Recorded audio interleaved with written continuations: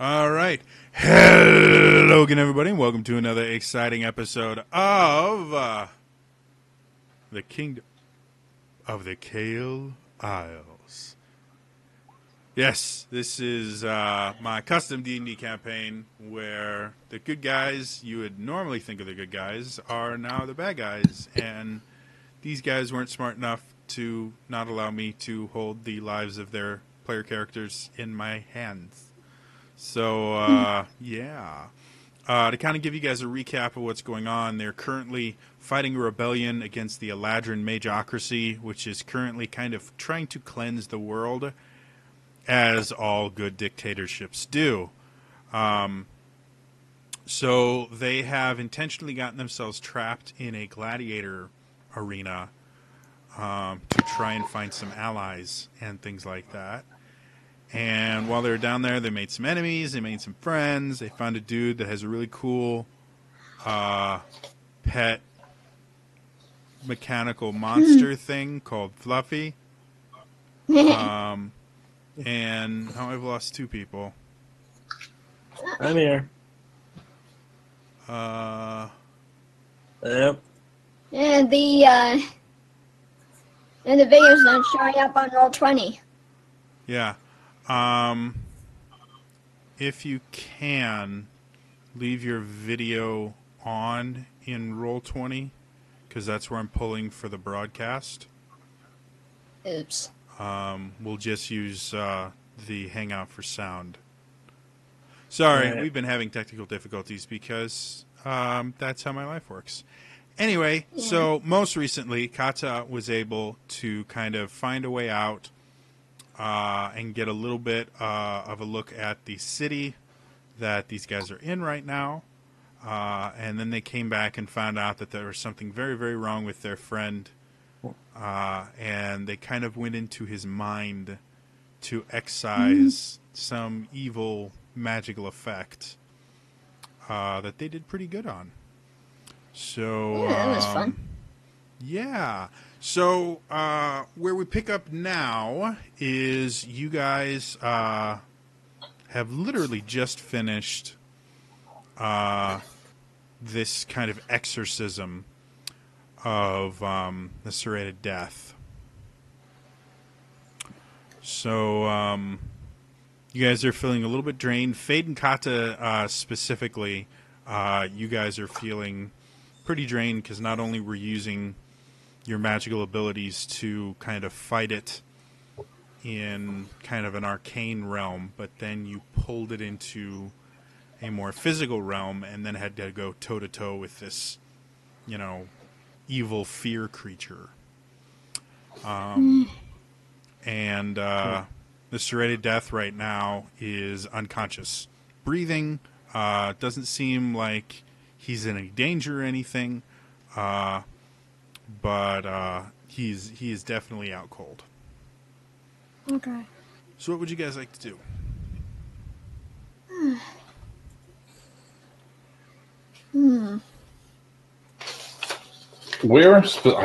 I know you just said it. Where specifically are we? You guys are, I think if I remember correctly, you made camp just outside of the pool because the detect magic caused that reaction to happen. Yeah. That's what it was. Okay. So you guys are camped just outside of the pool because you were blocked off from it. Yeah. Sorry, guys. You were technically... Don't apologize. That was I told the you to do it. third time it happened, so... Call it I don't understand why it's happening. Like, it's either divine magic or the spell itself, because that is what happened when we cast that specific spell. So, that's all we really know about it so far. Yeah, but you do know that, certain spells make bad things happen in this particular area. Mm-hmm. And you do know you have used detect magic in other parts of the city with no issue. So... Yeah. It's weird, guys, isn't it? I'm going to look at Scar and ask him if he can tell where these zones are. Because he warned me when we got to the first one. Roll an animal. Yeah, like he warned us that. Oh boy, okay. I don't even know what my bonus is for animal handling here. That would be a plus a 5. How is that possible? Well, you're wisdom based. Yeah, so a total of 20. So you go over and you start kind of talking to this white, which, despite the facts that normal whites have above average intelligence, they're more than just your simple zombie. This one in particular just doesn't seem to be all there upstairs. It seems a little bit more basic than whites you've dealt with before. And so as you're explaining this, you watch his eyes slowly start to glaze over. And you ask him, and he just goes, "Master, I Useless. feel danger. I warn Master." What was the total again? 20. 20. So you kind of get the idea through body language and stuff like that, and kind of reading between the lines of his words. You kind of get the idea that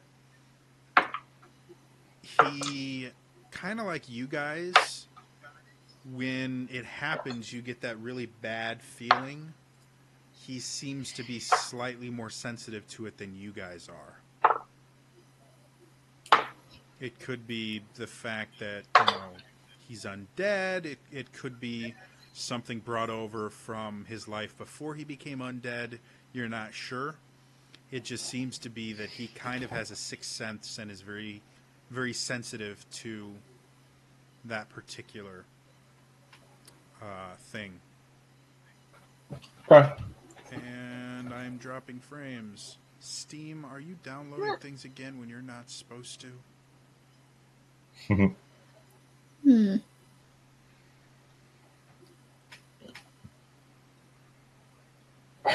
I mean, we need Knife Death to be in fighting shape to get out of here, because we really don't know what's on.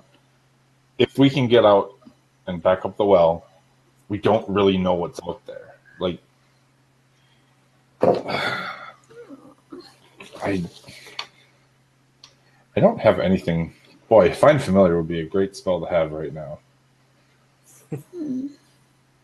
I'm not going to risk Scar to go again, so.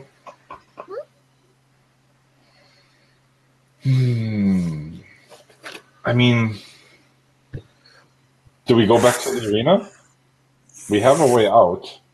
Do we want to try to recruit more people? I just want to go. I'm done. I turn back to myself and say, maybe we decide our next move when he wakes up and see what he thinks. Maybe he'd be in a more clear state of mind. Okay. Well, if we choose to wait here, I'm going to spend the time trying to, I guess, discern more about the thing that we just pulled out of arcane space into real space, because Kata and I also saw that we're all infected with it, whatever it is. So yes. I'm going to try to learn more.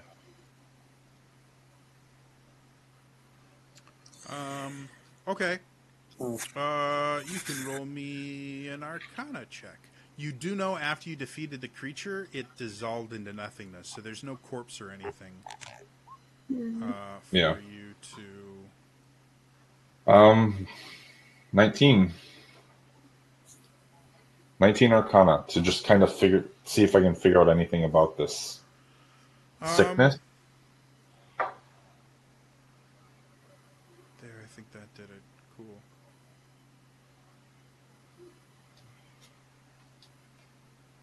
Sorry, having issues with things not working the way I want them to. That's fine.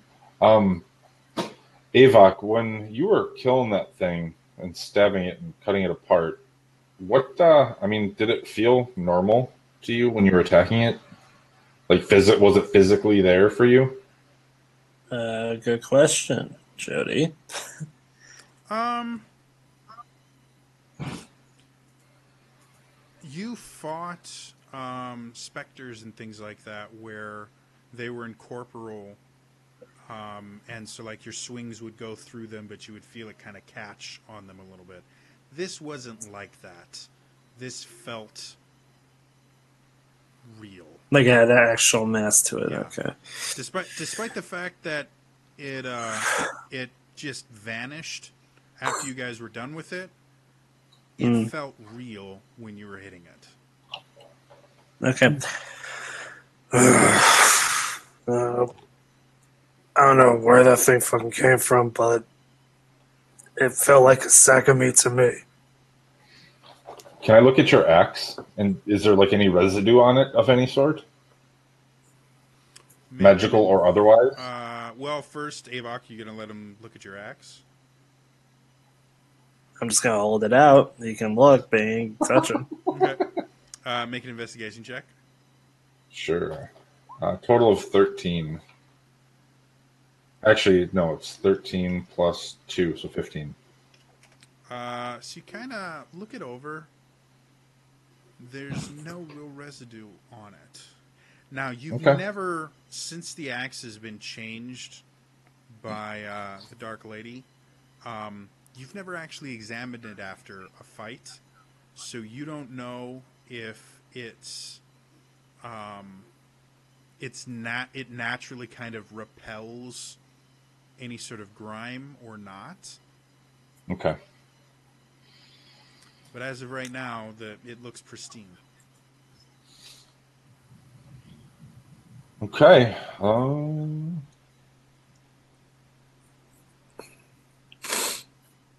just going to ask the party here. Do you guys want me to walk away and try some other magic to see if I can learn anything about what's going on? Because I have other divine magic that I can try. Maybe that's not a good idea at the moment, given what happened last time. Well, isolate myself. I can tie a rope and pull me out, get myself. If we have nothing else to do, we have to just wait for a guy to wake up. True. Screw it. I'm going to go try to heal him. See if I can wake him up with that. Okay. I was gonna go make a medicine check, but... Go ahead and make a medicine check, Kata. Do that. Okay.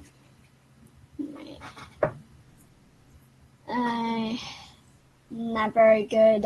12? Looking him over, he doesn't seem physically hurt. He looks like he's in a very deep sleep. Okay. And he looks exhausted. So you don't think just like an influx of hit points is really going to change anything? Because it doesn't look like he took any damage or anything. He's been through an ordeal. He's just been through brain surgery. So did Fluffy come with? Maybe we just recover for now. He left Fluffy behind Oh, because he was traveling. Yeah, that's right. Yep, he did. Do we go get Fluffy? I don't know how without him. Yeah. You do know to get back to where his camp is, carrying an unconscious creature, you're talking the better part of like a day and a half. And we do run the risk of getting caught, possibly. Well, again, this is also the longest you guys have been out of the arena. Generally, by now, you've been kind of captured by guards and thrust into the arena again, so...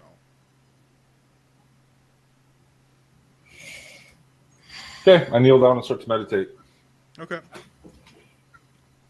You guys watch Fade get into a meditative position. Anything else the rest of you guys want to do?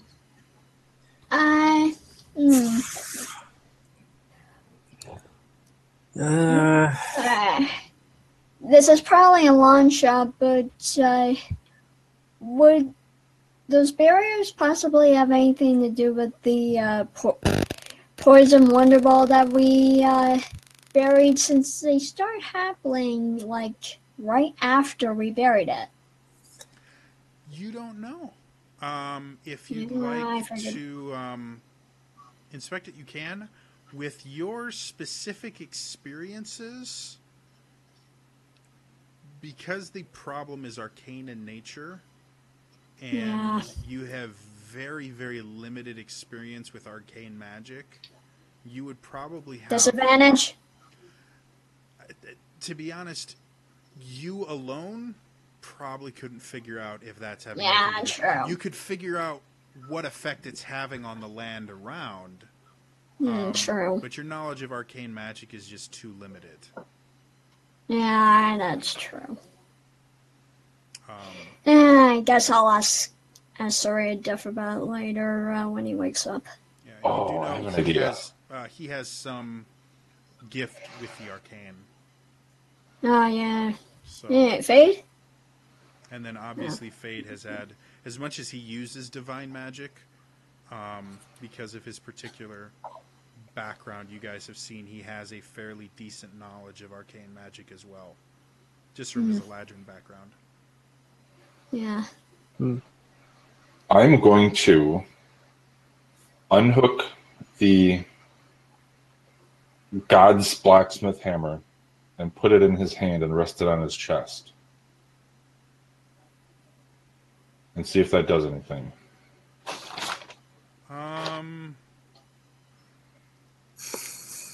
Okay. Um,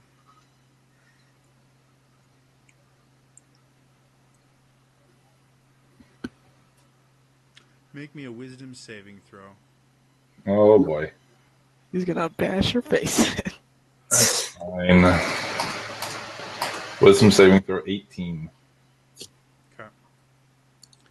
So as you sit there and you pick up this hammer, since picking it up the first time you picked it up, you have a connection to it.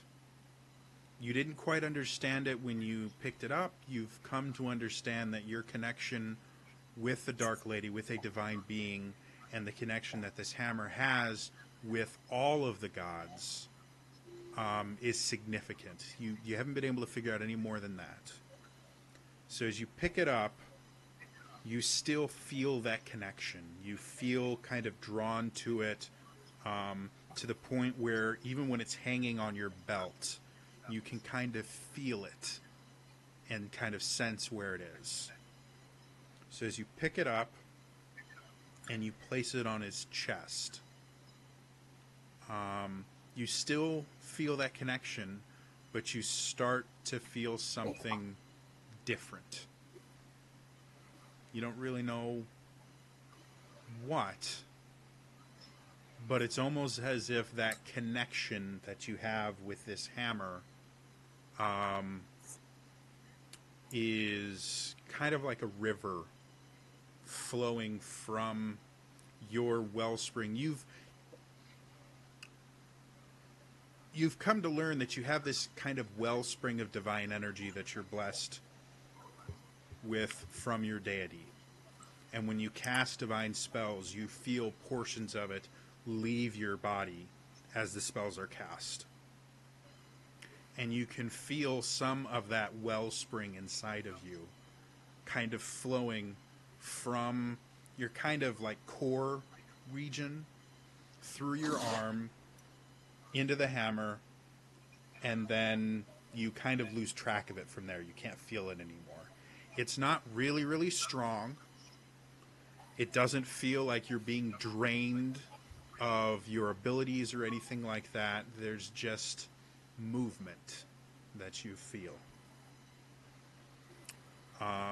And as you look at him, he seems like... I'm going to date myself just a little bit with this.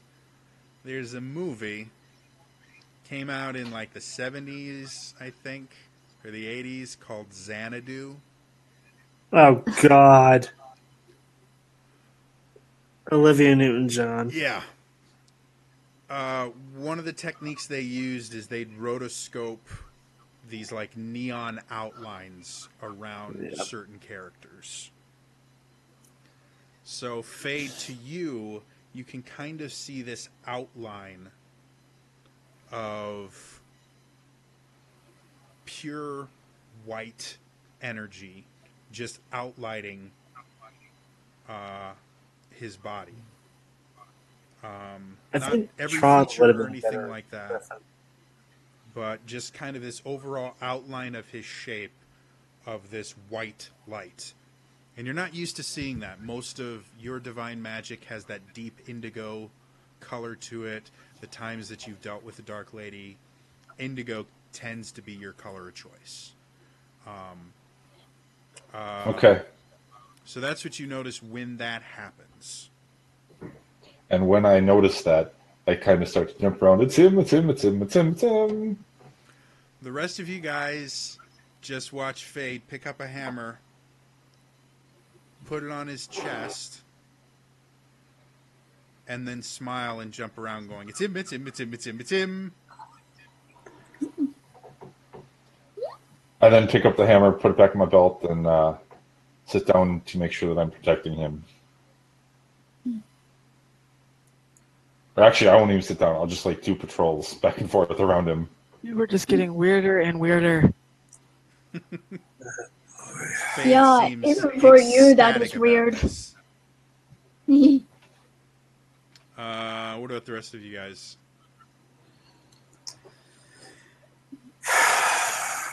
If you like Kata, you do know where that thing was buried. It's about a 30-minute walk, brisk walk from here. So if you wanted to, you could go examine that. Yeah, I think I will, just in case it's gotten worse. Okay. So Kata kind of turns to you guys and mentions that she's going to be going off to see what's going on with that item. I don't know what that is, so I'm going to go with her. Oh yeah, Okay. you weren't here for that, so. Oh I yeah, don't know what that is. I tried to explain it to her about as well as I can Okay. while he was gone. So Avok, you watch as Kata and Elaine start walking off. Fade is acting stranger than normal, which is saying something. Right. Pretty much yell out to the two of them. Be careful. Then just look at Fade in my usual like, you're just the strangest son of a bitch I've ever met. And just gonna tell him I'm gonna go for a walk. And I exit out and go to the pool. Okay.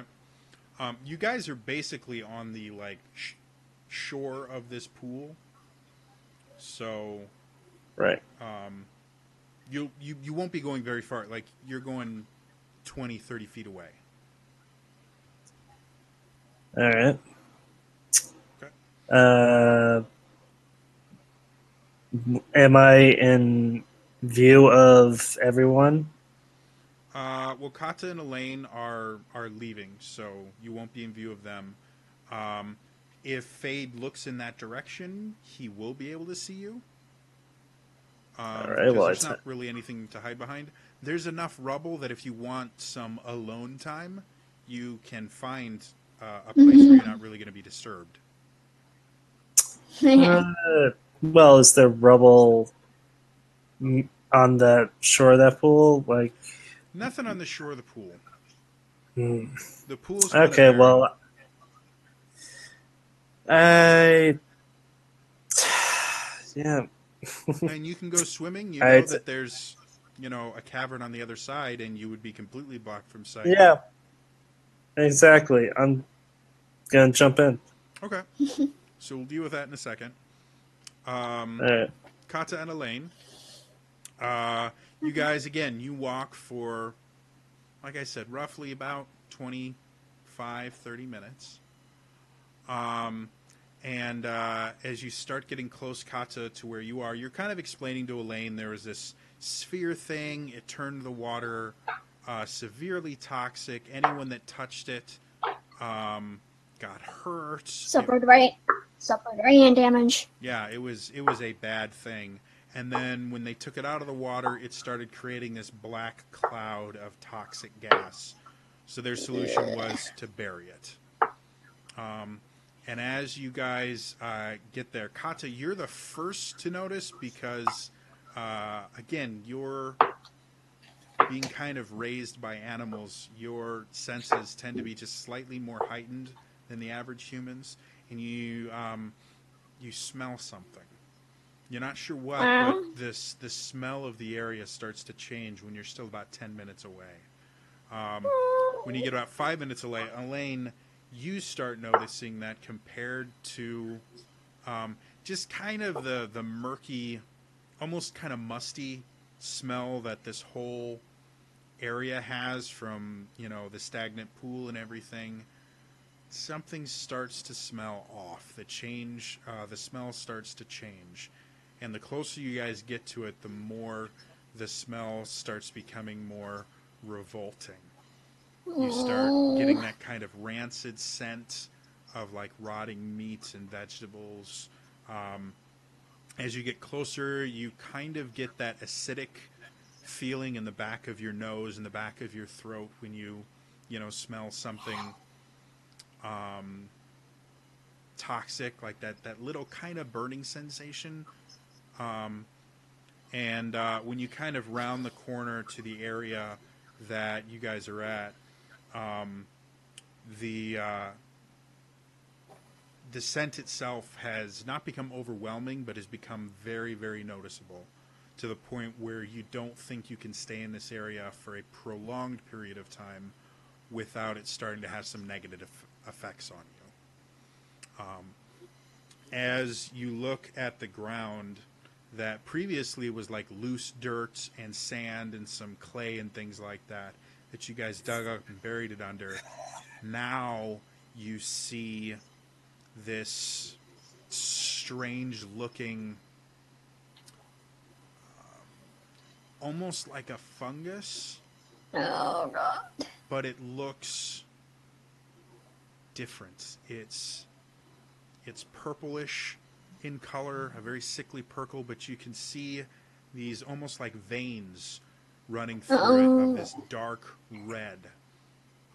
And you can see these little pustules in various places that have this very bright greenish brown color to them. You can see some of them are oozing this kind of white pus-like liquid. And looking at it, the whole area that's covered by this growth is only probably about 10-ish feet in diameter. So it's not a large area. But the whole area around it, like, instead of the dirt being that kind of brownish gray color that you see everywhere, it's dark black. And this, whatever this growth is, seems to be kind of growing from the point that you guys buried this thing. And is obviously doing something. If you'd like to roll a nature check, you can try and discover more. I was going to ask if it's magical in nature. But I guess that's what this check's for. It's gross in nature. Yeah. Could I roll for a nature check? Sure. If you'd like. Because I rolled my die and I got a natural 20. Not bad. Nice! What'd you get, Katza? 10. 10? Okay. So, Elaine, what's your grand total? 20. 20, okay. No, that's fine. So, Kata, you look at it, you know it's bad. That's really it. Elaine, you look at it, and you have seen this before. You've never seen it on the ground, that you have seen this before. There are certain magically enchanted blades and poisons specifically that when they get into a wound, they infect it, and the infection is specifically designed to do this to the skin of the target. It starts to turn this kind of purple color. The veins start to pop out. You get these pustules. You know, if it was a human or if it was a living being, you know that the pustules do eventually burst. And if any of the kind of pus gets on you, it'll do the same thing to you. And it also spreads as an aerosol. It spreads airborne. The only reason you personally have seen this was you were in the lower city and you watched an Eladrin make a mistake. It was a club, a bronze club, made a mistake when transporting something, got some of this poison on a wound, and over the next couple of hours you kind of just watched as it got worse and worse and worse, and then the pustules started bursting, and there was probably about 30 people that one of the high-ranking Eladrin mages came out and just incinerated to kind of prevent everything from spreading. But so you've seen something like this. You've never seen it happen to dirt. Like, your knowledge of this is this happens to living tissue, not dirt. So it's really weird that it's happening to dirt. Mm-hmm. Did you guys try to destroy this or anything? Well, I prepared something that could handle it, but I'm not sure if it would wither away or just burst and get it all on us. Were you able to actually, like, touch that thing? Would it require me to touch it? It is a range of 30 feet. Okay. During the initial kind of moving of this object, Kata never actually touched it. Avok and Fade were the only two people that actually touched it. Well, And Avok tried to cut it in half, but failed at that. Yeah. The item seems particularly resistant to damage. Yeah, and like I said, I have something that could deal with this, but I'm not sure how it would react, and if it would just regenerate later. So while that's going on, and you guys are having that conversation, Avok, you dive into the stagnant pond. Again, it's got that old moldy smell. Yep. Is the water breathing thing still active? How long has it been since Kata cast that? I think it's a 24-hour. Yeah, it's a 24-hour spell. All right, and I know she can. I think it's still active. Yeah, so. it would still be active. So you can Yep. choose to either hold your breath or breathe. What would you like to do? Knowing Avok, he would have forgotten about it, so he would probably hold his breath. Okay. And again, you have a very large lung capacity, so you have no problem swimming down. Your eyes don't burn when you open them underwater, but you know, again, from living in the wilderness and living off the wilderness during sorties and things like that with the company you were in, this is not something you want to ingest ever. this will get you very, very sick. Yeah. It is stagnant water. There are dead things in it. It's just not drinkable. Yep. So you make it to the other side, no issue whatsoever. Okay. Now you're kind of alone in this cavern. As you look up, you can see the sunlight that's coming through that crack has shifted from kind of the bright yellow it was to kind of a dull orange. You get the idea that you're probably getting later Sunset. in All the evening. right. Well, Avok's gonna climb up to that opening, the mouth of the opening. Make an athletics check for me.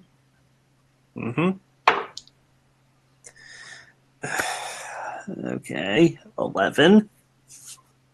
It takes you a little bit of time. Better part of 10 minutes to climb up the whole thing. Because it's, you're wet, and you saw before that the rock face is not the most stable thing in the world when Kata climbed up it. Mm-hmm. So you have a couple missteps and things like that, but about 10 minutes later, you're up. How high is it? About 50 feet above the water. Gotcha. Okay. Yeah, I'm gonna do that. All right. Avok's gonna inspect that mouth of that hole and see if I can break away, make it a little bigger, possibly. Okay. Make me an investigation check. Oh Christ. Okay. 6. You've no idea. It's rock. You've broken rock before. You've also hit rock and done absolutely nothing. So,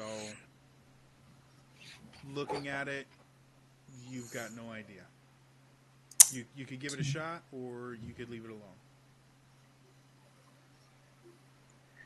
I'm gonna take out one of my javelins and use it as a makeshift pickaxe and just jab, Okay. Yeah. Make me an athletics check. Please roll high. That's not high at all. Fuck. You got a nat 1? Nat 1. So as you're sitting there kind of chipping away with it, you blunt the end of the javelin, and it is now just about worthless. All right, that's one javelin down. Okay. Fuck. Like men in tights, to just toss away the blunt wood. Okay.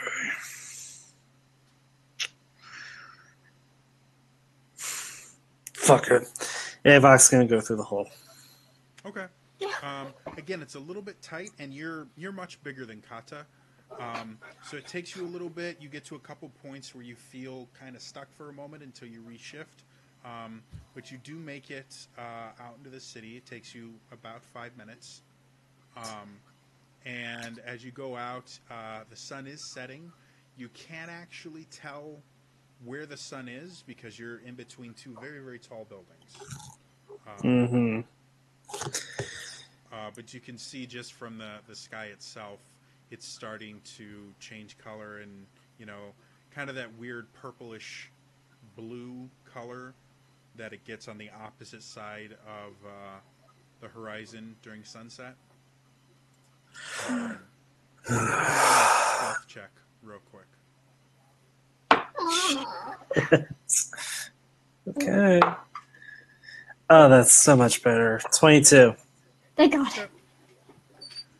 So as you're there, knowing that you're in a dangerous place, you keep to the shadows. You notice that the alley that you're in is barely wide enough for you to stand. Like, it touches your shoulders, the two walls. You get the idea that the reason that nothing has been done about this crack is more likely than not no one's noticed it. If you look back at it, just because of how the light hits it, it just looks like an uneven surface. You don't really see the crack unless you kind of go around and actually enter into it. And you do see that it's part of a large mountain that's in the center of this town.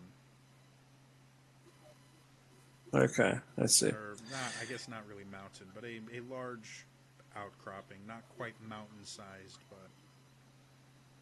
A hill? Yeah, big hill. Big hill.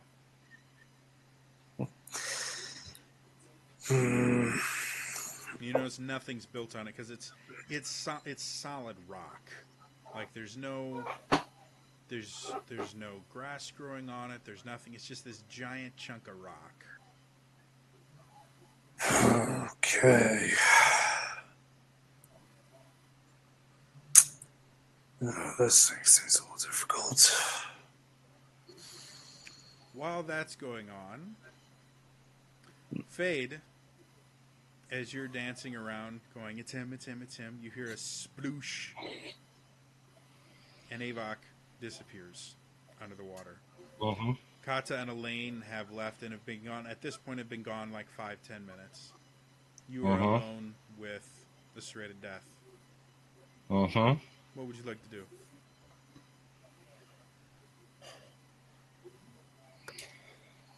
So, just remind me, the life deity. What is his or her name? I believe it's the guiding light. The Gentle healer. Or Yeah. light. Life, gentle healer. The gentle healer is. I'm going to actually pray to that deity because I know that the Dark Lady is having trouble, and Fade's the only one that knows this. So I'm going to pray to the gentle healer for support in restoring the holy blacksmith to his office.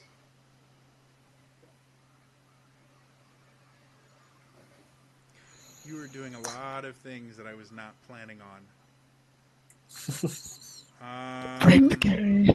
I have a little just background. I have some experience as a follower of her or him because on Fade's journey to clericdom, he began his training there and then was pulled because of his talents to shift focus to the whole death domain. If I remember correctly, the gentle healer, technically the gods don't kind of conform to like a gender. Okay. But they are referenced by a gender. You know, the Dark Lady, her pronouns are feminine. The gentle healer is masculine, if I remember correctly.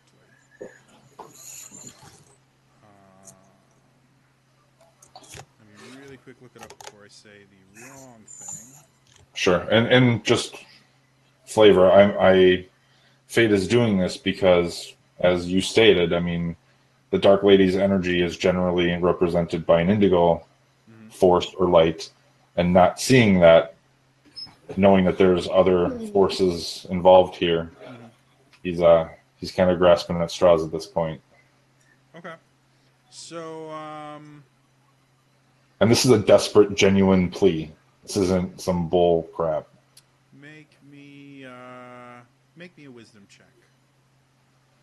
Wisdom check. I like the wisdom checks. 19. All right.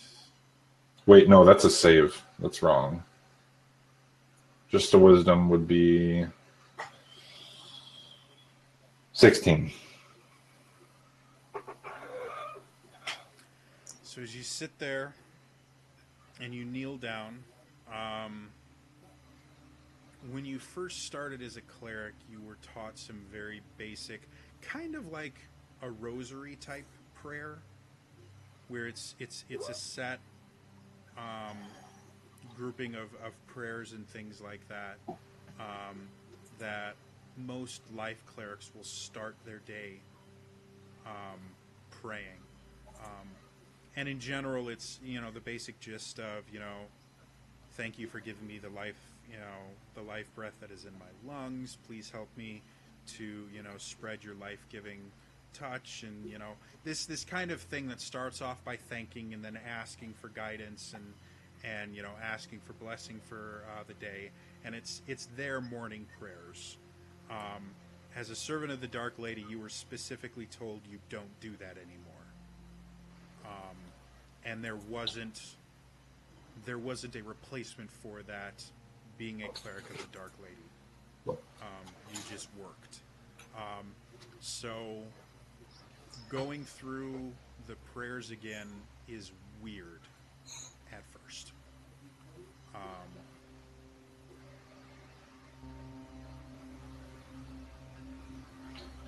to see if the sound is working. It's working. Okay. I think that. Go ahead. Sorry. Oh, go ahead. I think that even though it's weird for him, it also is kind of like, in a way, comforting because, like, the Eladrin are the ones who taught him to do this stuff and to behave a certain way. The gods didn't really tell me to do this stuff. So now that I'm kind of on the outside, kind of throwing off the limitations that were put on me is kind of refreshing. So it's a little bit comforting as well as weird.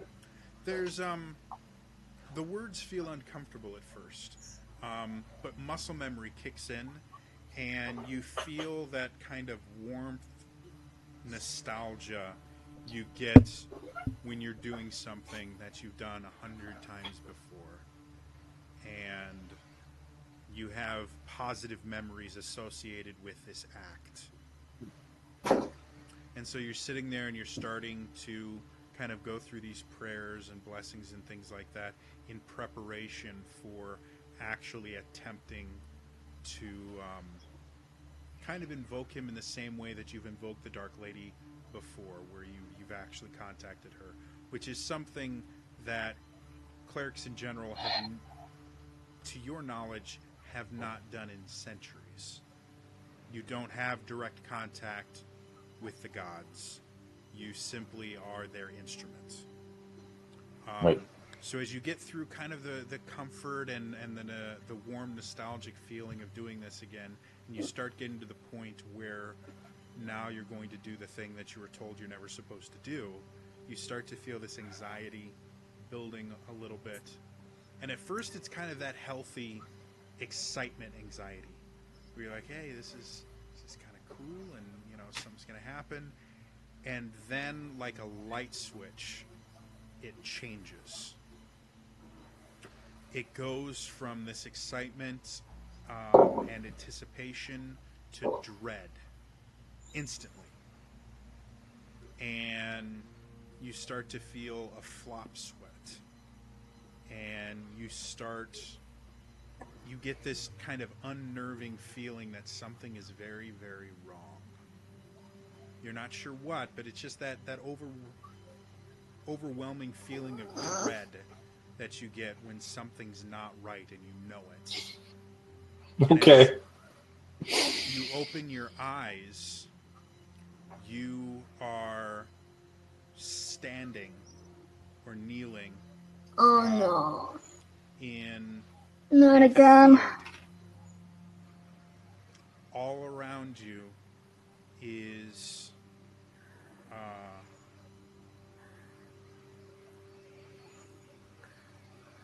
something you've never seen personally, but this is how wheat grows, and you just see these endless fields of golden wheat all around you. Goes up to, because you're kneeling, it actually goes up to right around here. If you were to stand up, you think it probably would be about a little higher than waist height. And as you look around, you smell fresh earth and the smell of wheat and fresh air. As you look around, there's no trees, there's no anything, there's just this endless field that eventually fades into the horizon. And as you look at the sky, you notice that the sky, instead of being the blue that you're used to seeing, it's this very, very pale blue, much, much closer to white. And as you look around, you notice that the sunlight starts getting brighter and brighter and brighter until everything but an area of about 10 foot in diameter is bathed in this incredibly bright golden light. And as you kind of sit there kneeling, you can see movement in the light around you. Very similar to when you've contacted the Dark Lady. Oh, snap. Okay.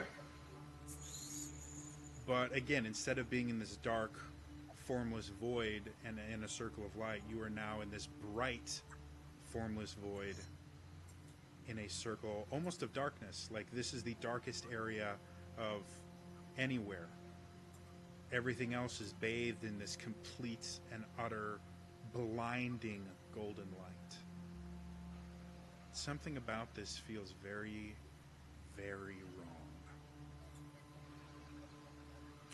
And as you're sitting there, kneeling, you can tell something is out there, moving.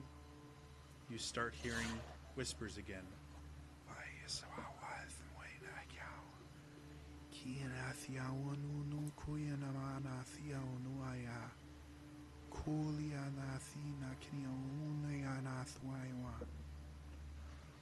You have no idea what it means, but your head starts to hurt. At first it's a mild annoyance, but then it starts getting worse and worse. It turns to migraine inducing. You can feel the blood behind your eyes pulsing. It feels as if your entire head is beating with your heart, and each beat lets out waves of pain that ripple throughout your entire body. What do you want to do?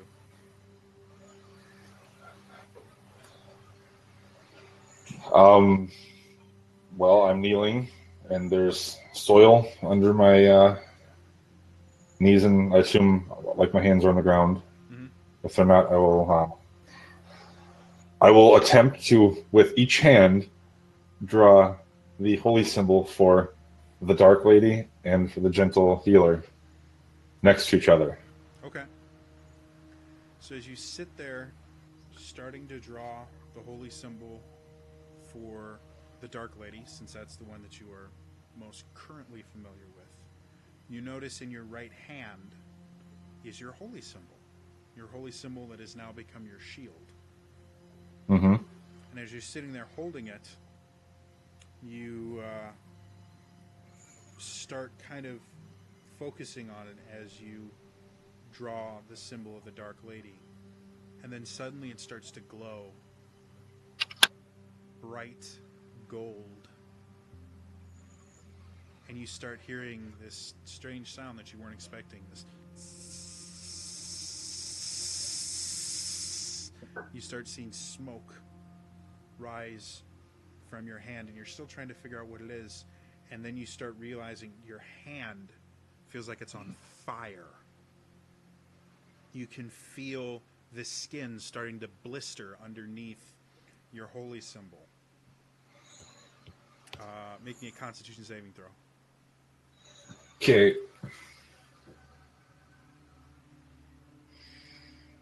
I get a +3 to that for a total of 15. All right, you drop it. Oh, that's not great.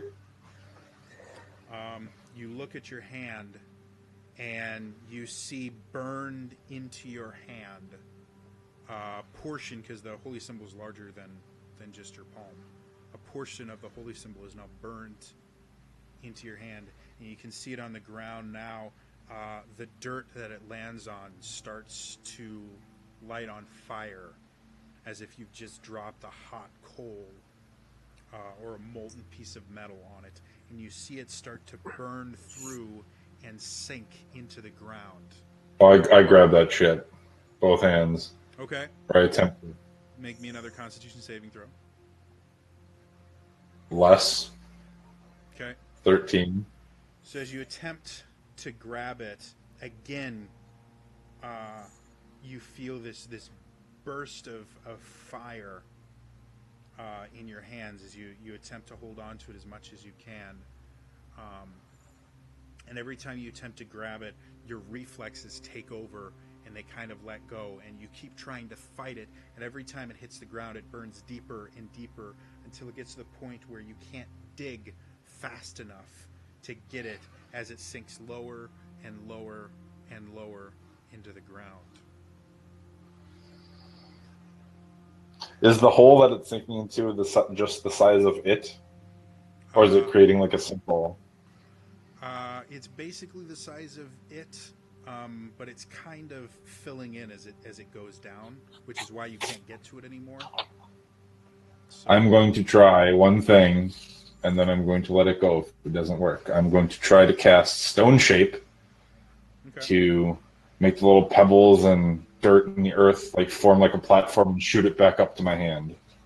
So as you sit there concentrating, that wellspring of divine energy isn't there.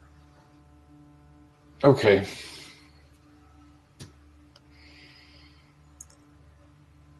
I throw my hands up in the air. As you're sitting there, you hear this deep, booming voice.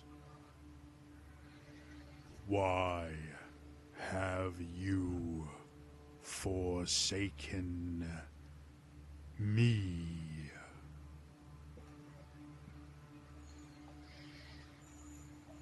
I keep looking at the ground, or my eyes are closed, but I guess I'm up in the air now, and I put them back on the ground and simply respond quietly. Not forsaken. Not forgotten. As you finish the words, not forgotten, you feel this force of thunder almost impact you. You're knocked flat. Despite the fact that you were on your knees, you are knocked flat onto your face. And you hear, silence! You once served me, and now you serve another. You have taken her blasphemous mark, and you have defiled yourself with it. You have forgotten me.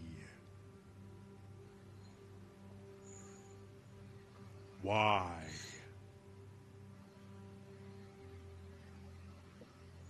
I did what I thought was required.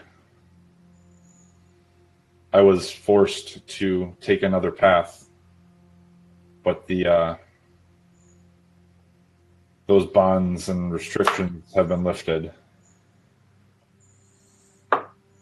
And now I just look to serve all who are willing to help the coming storm.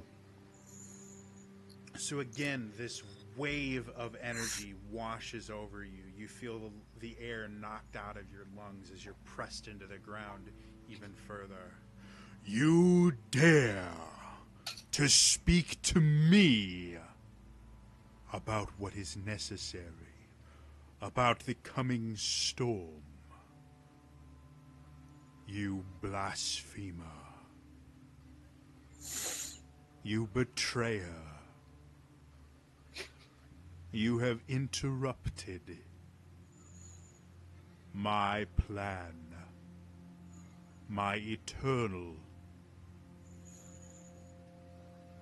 guiding plan for this world by helping her.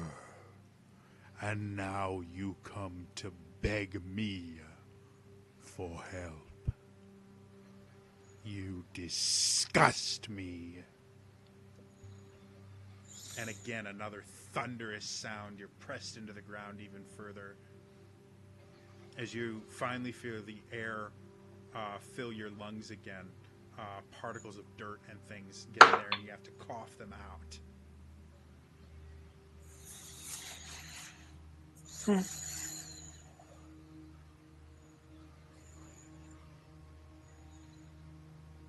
Okay, I guess I'll be going then. I am a merciful God.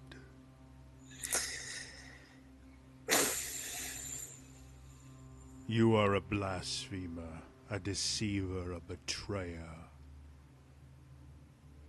But I am not without grace.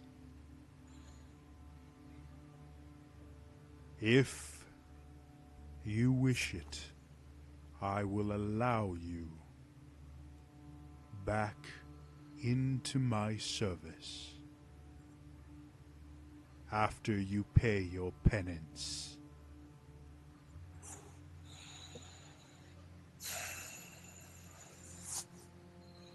I can choose my words here. My life is no longer mine to offer as it was in the past. As you say that, another peal of thunder. You're pressed into the ground even further. The air is sucked out of your lungs. You go, "You ungrateful whelp! I blessed you with my power.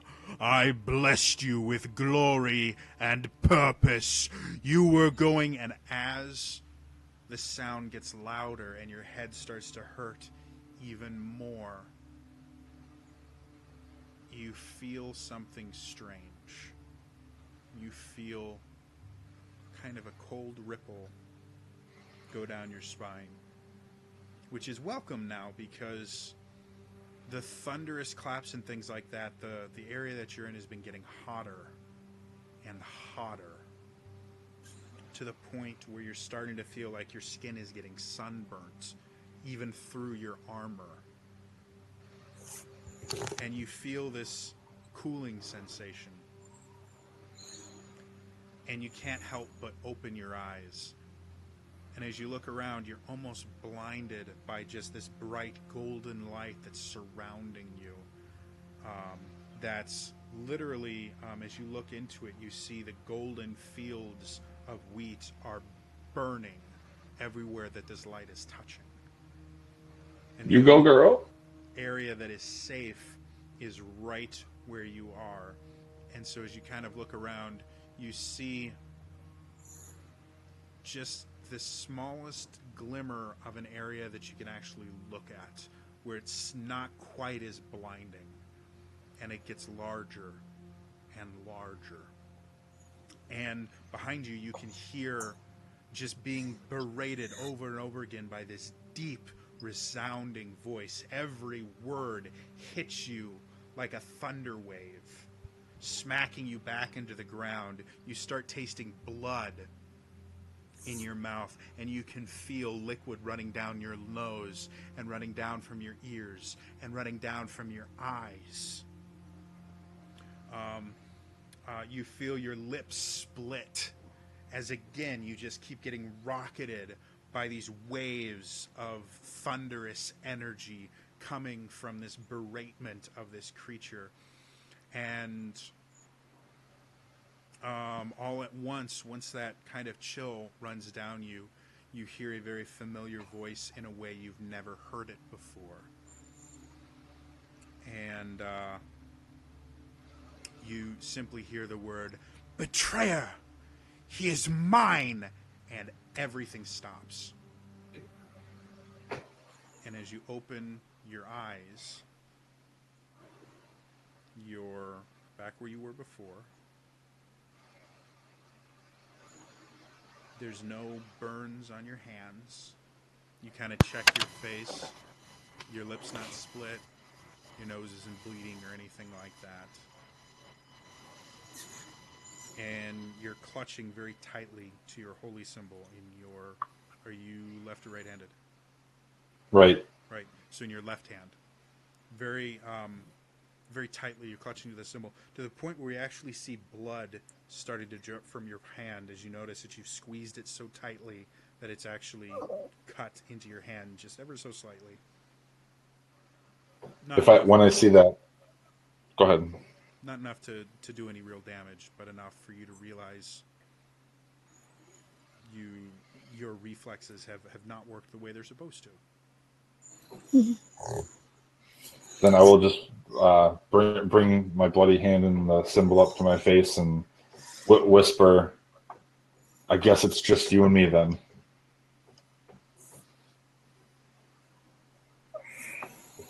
So while that's happening,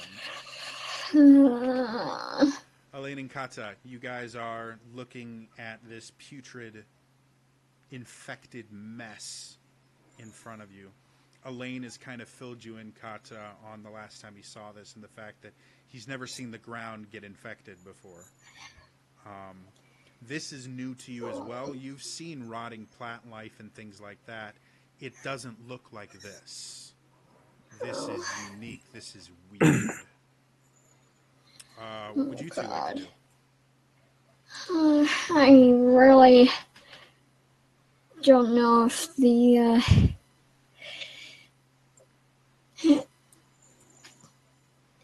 if what I want to do will make it react the way that I want to, and given how Fade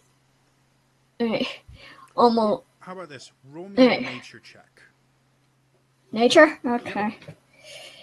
You kind of use your knowledge of how nature and natural magic works. Okay. Natural 20! Okay. So what spell are you thinking about using? Blight. Blight, okay.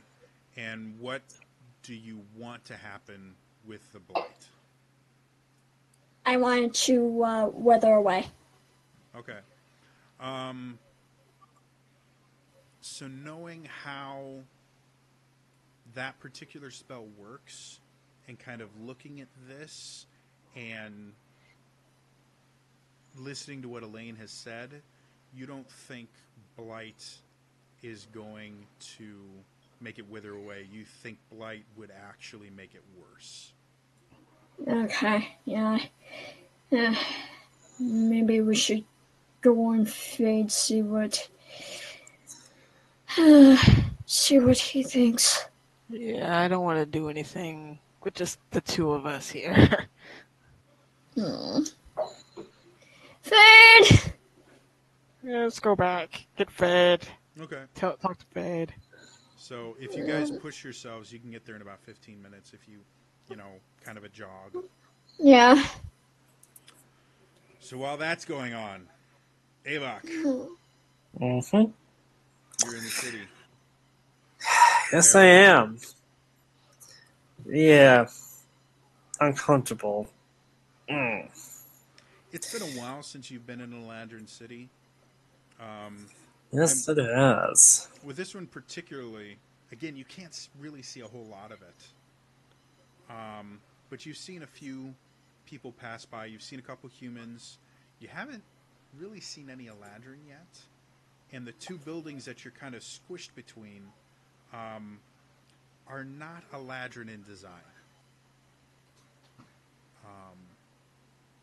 They look more human. Like architecture-wise, this is The two buildings you are in between are not Eladrin built. Eladrin are very fancy. They're very, like, it's, even for someone like you who's not incredibly, you're not an architect connoisseur. But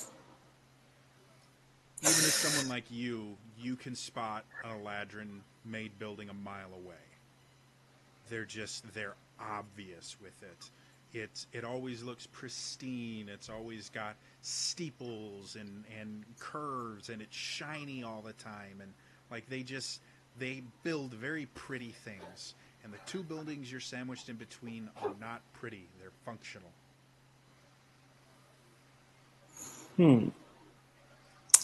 Okay.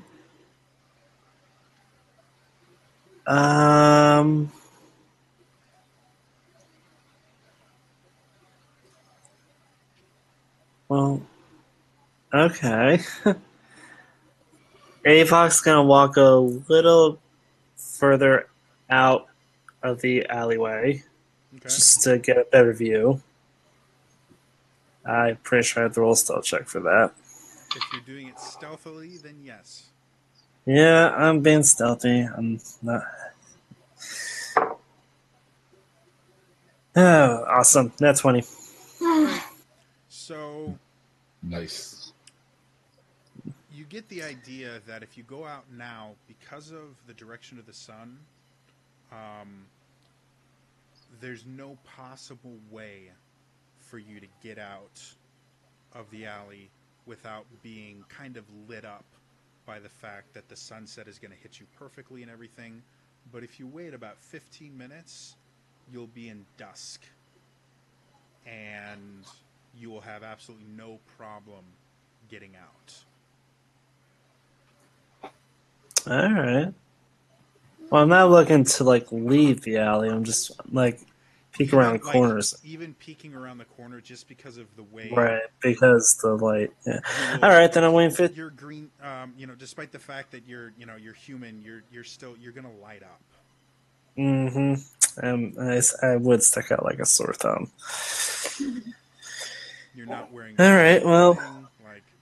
But if you're willing to wait 15 minutes, you get the idea that you can probably reconnoiter the general area with very little difficulty once dusk hits. Once the sunlight gets below the horizon, it doesn't have to be completely dark, but just so direct beams of sunlight aren't hitting you, you should have no problem. Gotcha. Well, wait until dusk. Okay. So you wait about 10 minutes. Again, it was pretty close to dusk when you got up there. You see the last bits of light starting to go away, and as you creep out a little bit, you look around and you see that you've walked onto what you can only assume is a side street.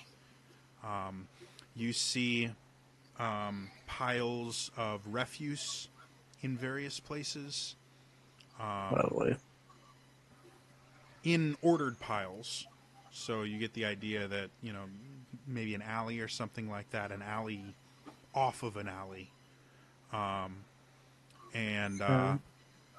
You see that, again, the two buildings that you were kind of squished between are relatively box-shaped.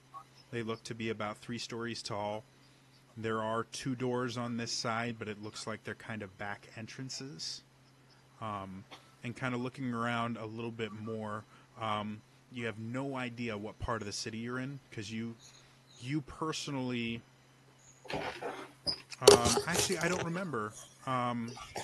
When you were with the company, did you ever head through Olgoth before? I think I asked you this. Okay, so yeah, you've never been to Olgoth. You have no idea what part of the city that you're in. Right. You do look around, and Olgoth itself does have a wall. It's not a massive wall. It's only about 20 feet high. And from the brief little reconnoiter that you could do, you couldn't see it because there were buildings in the way. So you're actually not even sure which part of Olgoth you're in. All right, then. but not extra. Closely resembles like what Avok used to live in when he was younger. Kind of. So You get an idea. This looks like human architecture. You know how long Olgoth has been there. It's an old city that's been expanded a couple of times. There's actually a couple. The roads in Olgoth are circular a lot of times because the city itself is just one giant circle with the arena at the very center. And the reason that there are these circular roads is there used to be walls there. And when the city got too big, it would grow up and up and up, which is why you see these like 3-story buildings.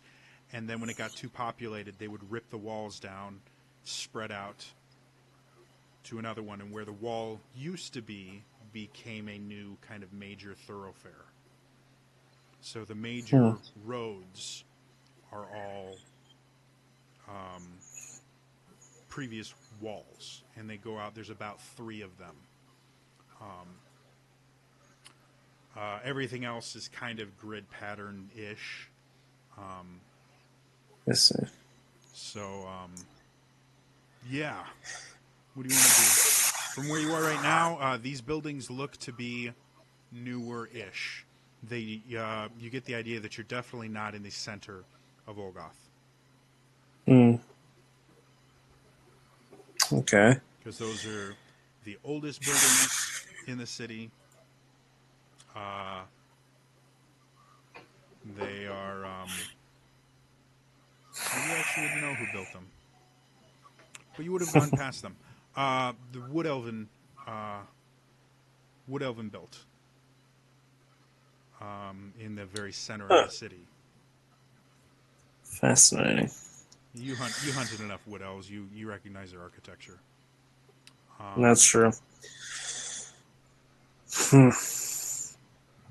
All right then.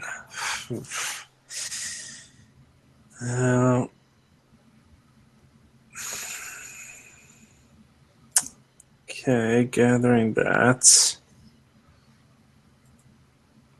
Okay. I think this is decent enough info I can work with, so up and back into the hole. Okay. Again, it takes about 5 minutes to kind of wriggle through. The little ledge is barely 2 feet wide on the other side. Okay, I really need to work on that. Hang on 1 second. Oh, I have a light hammer. Oh, for God's sakes. Ding, ding, ding, ding. Okay. Make me an athletics check. If I roll low, I'm going to be pissed. Nope, that's not low. That's good. Okay, that's a 23. Pick even or odd. Odd?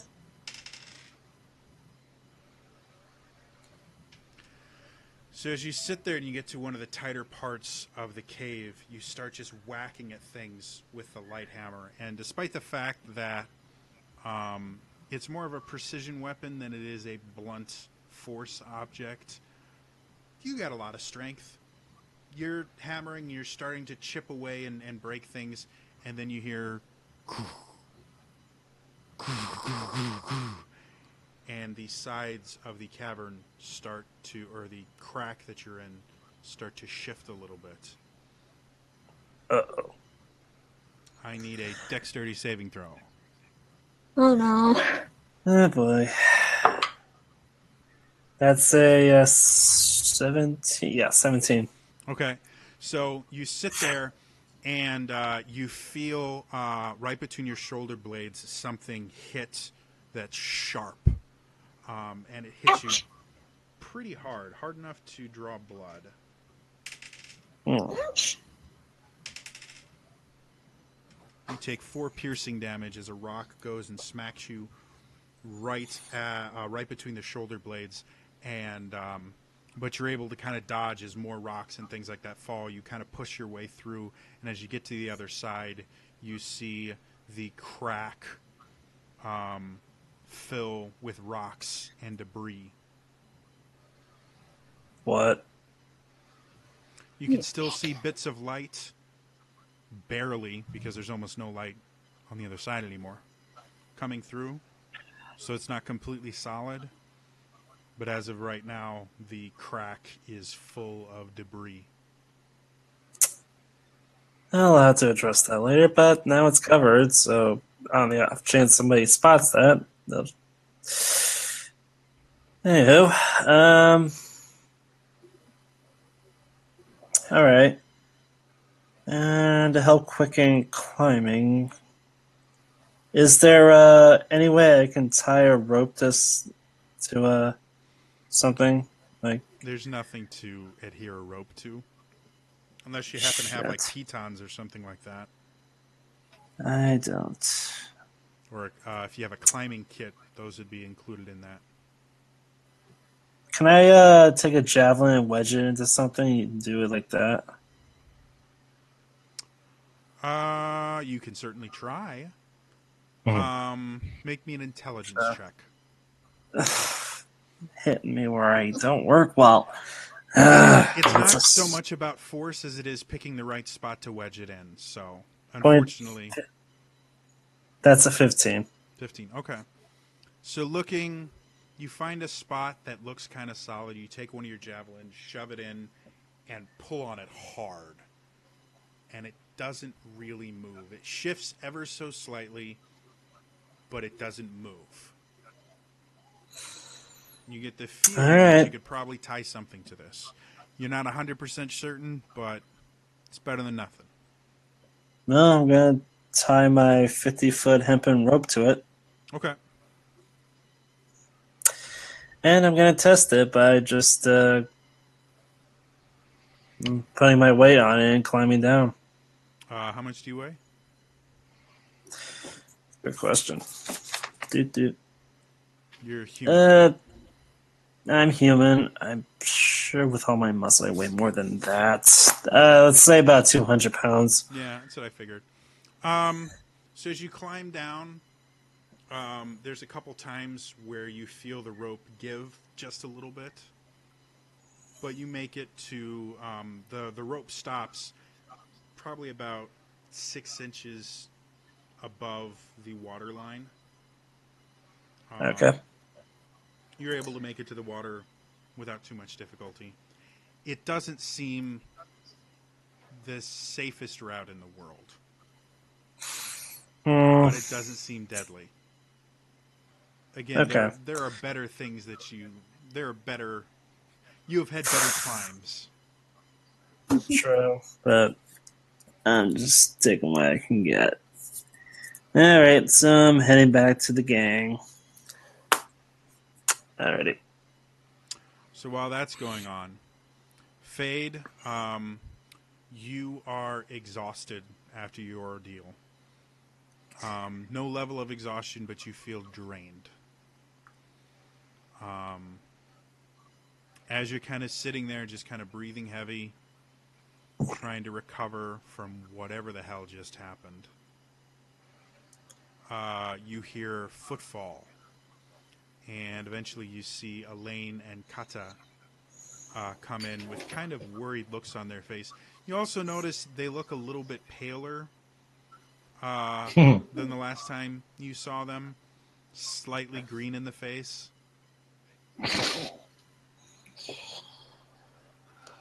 Okay. If you've ever seen someone that's just like this close to throwing up, where they just have that kind of look.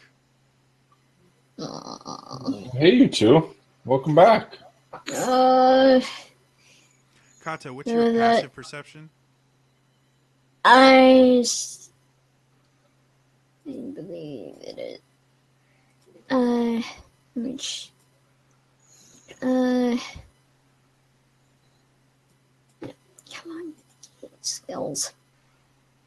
17. Okay. And Elaine, what's your passive perception? 13. Okay. Kata, you notice that there's a cut on Fade's hand. Elaine, you notice nothing. I'm busy throwing up. Fade. weren't like full blown like sick to your stomach. You guys you're very happy to be away from there. Yeah. Fade, why your hand cut? Reasons, stuff. Typical everyday things for me. Do I believe him? Um, I'm not lying. I typically talk to gods now, apparently.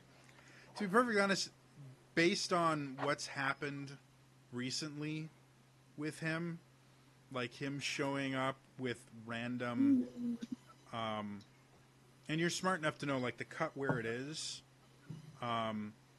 not something that was inflicted in a fight or something like that.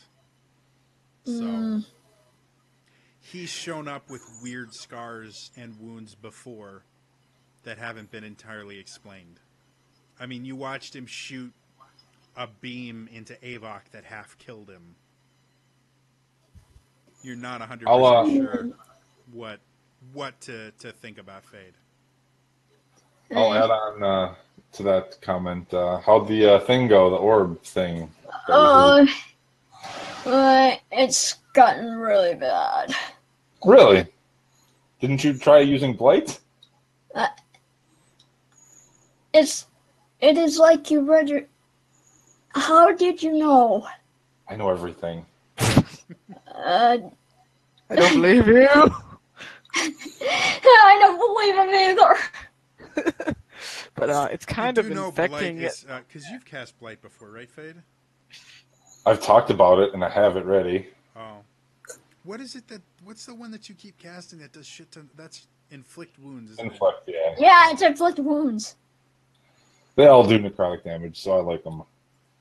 Yeah, he has a thing for necrotic spells. Hey, yeah, this is the first time I've thought about casting Blight, though. He's rubbing off. That's my druid buddy. Big point where we buried it. I think... Do we deal with it? Casting Blight might make it worse. Oh, really? Mm-hmm. Would you like me to handle it for you? Oh, God. Part of me feels like we should, but I'm terrified. Yeah, maybe wait He does until... seem remarkably excited. We'll let you do it. We'll be 60 feet away. All right, sounds good. Scar, let's go. As that happens, you guys hear a sploosh. Avok appears out of the pool. Oh, we got trouble, Avok. Right here in River City. Trouble with capital T, and that rhymes with T, and that stands at the pool.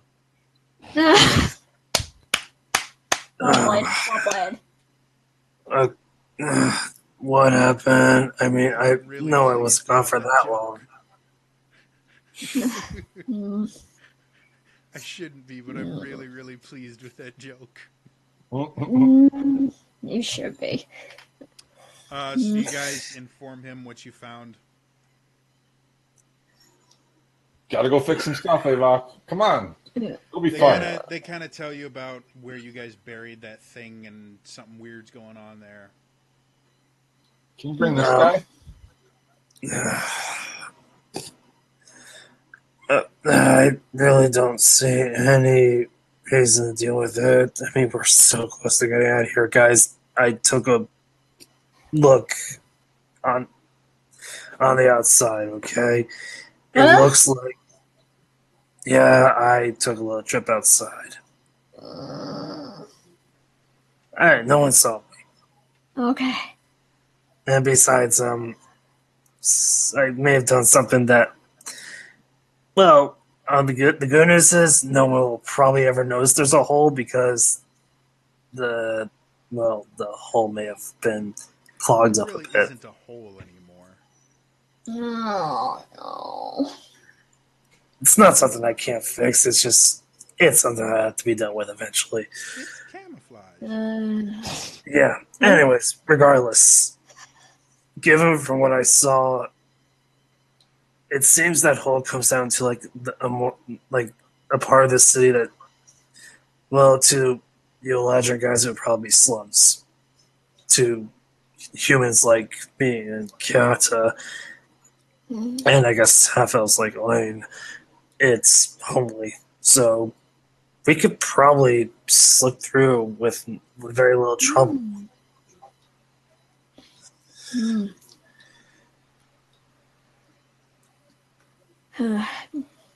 But we, but again, let's see what Sarita Death thinks. We might not be able to pull this off without him. Well, he does need to wake up eventually.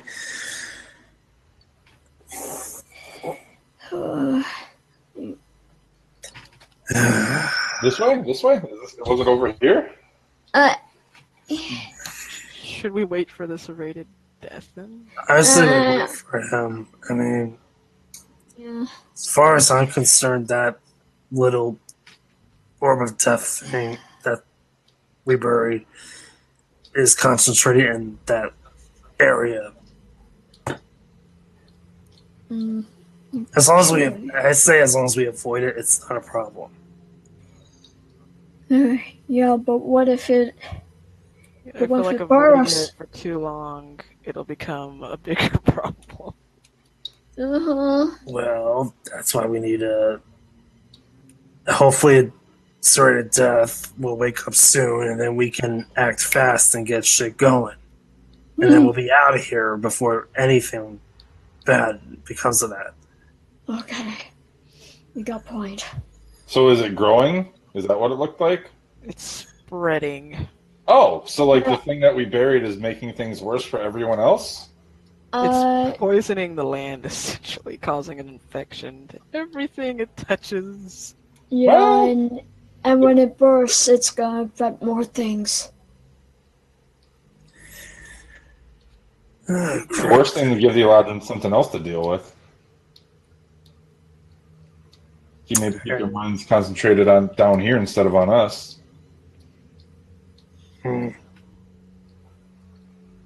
But I want to kill it either way. Someday I want it, so we can wait. That's fine. Let's take a nap and wait for SD to wake up. Okay. Right, you guys want short rest, long rest? What do you want to do? Short rest. I'm good for a short rest. I say I'm gonna go to the bathroom and I go walk over to the thing Oh my god. Please don't pee in the pool. with Scar. Can we just... Oh, you walk over to the orb place? Oh yeah. Again, that's about a 30-minute walk. We'll hustle. It's gonna take a long piss. So, Short rests Elaine, don't do shit you for me, watch so Fade I'll walk hustle. off with, well, everyone, all three of you guys watch Fade walk off with Scar. Are you gonna just chill there? Are you gonna follow him? No. I told him I'm going to the bathroom. Can we like inside him? So Yeah, we can tell? I'm not insane him. I know he's bullshitting. Where's my critical role? Oh, really? There you Sex. are. Insight 17. Fade, if you'd like to roll a deception. Not really. I just say it out loud. I don't even try. Yeah. No one has any, like, no one has any. I walk off in the exact direction you guys came from. No one has any thought in their mind that he's actually going to pee.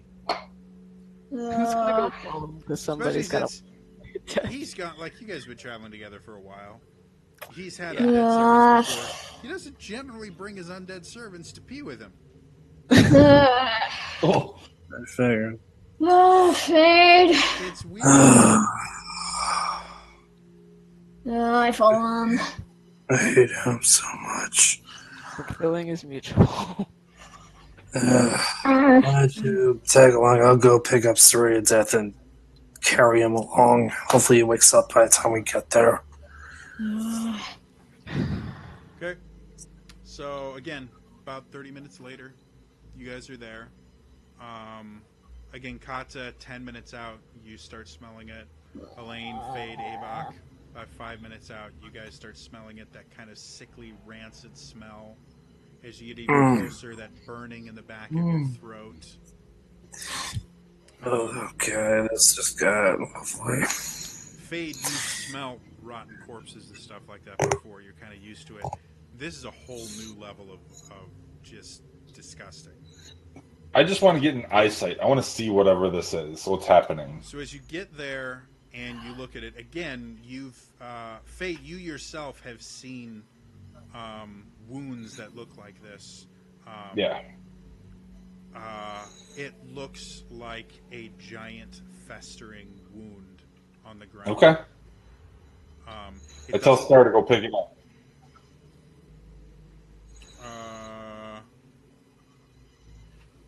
It's growing directly out of the ground, so it's not something he'd be able to pick up. Go cut that thing down.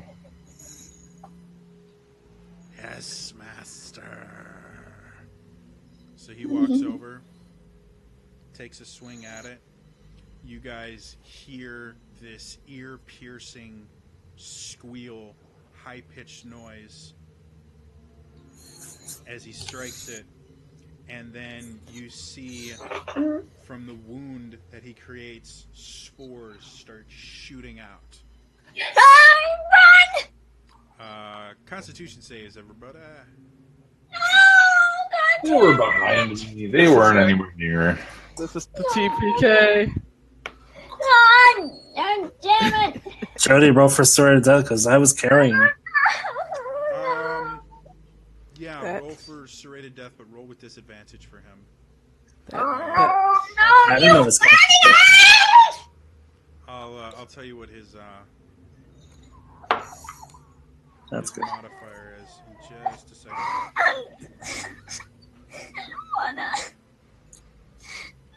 It's okay.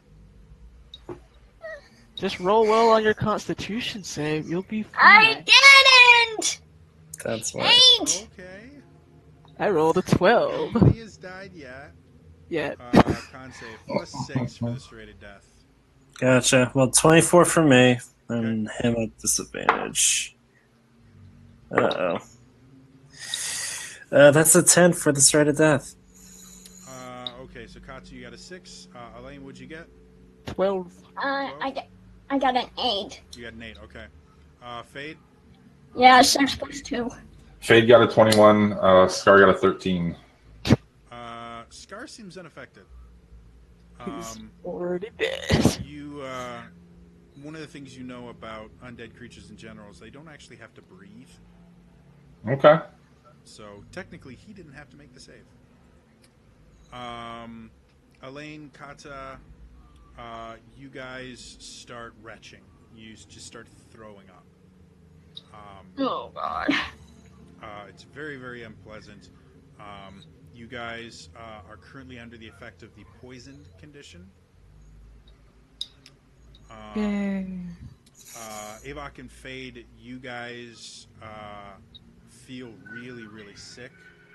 Your vision starts to swim a little bit. Okay.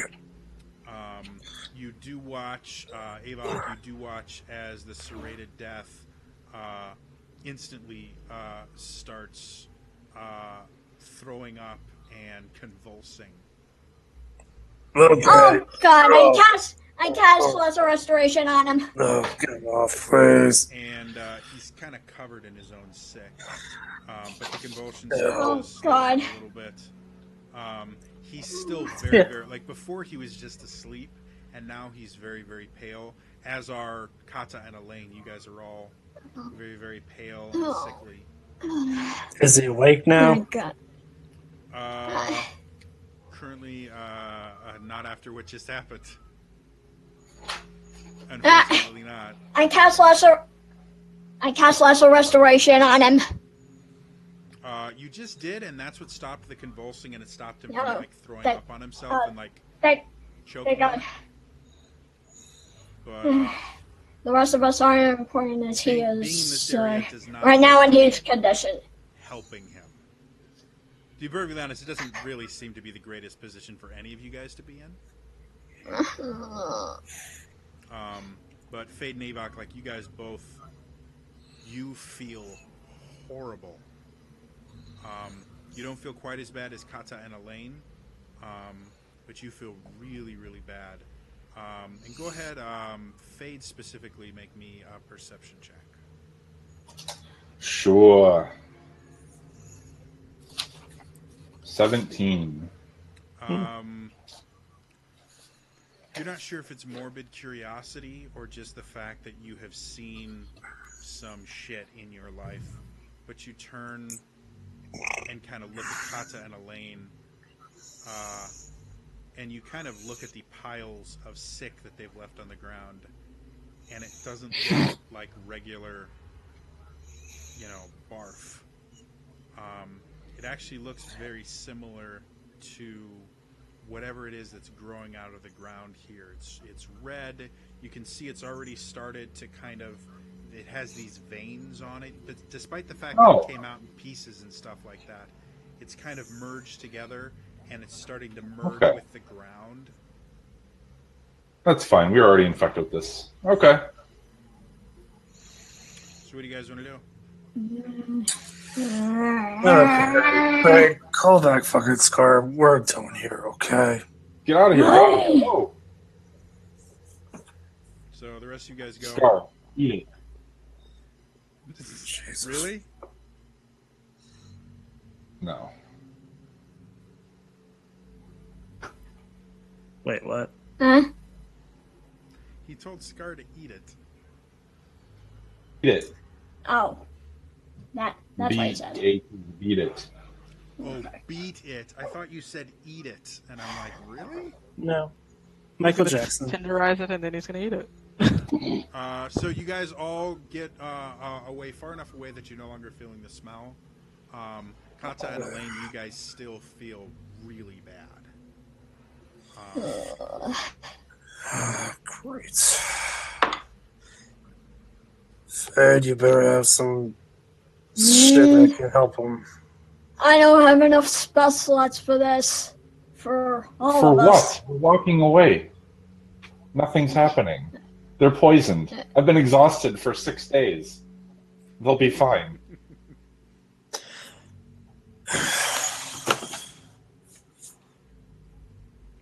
Great. Sure, I will cast protection from poison on both of them. There you go. 2 less spells for us to have. It doesn't seem to do anything. Okay. I would do 1, recognize that, and then stop then. Yeah, I figured.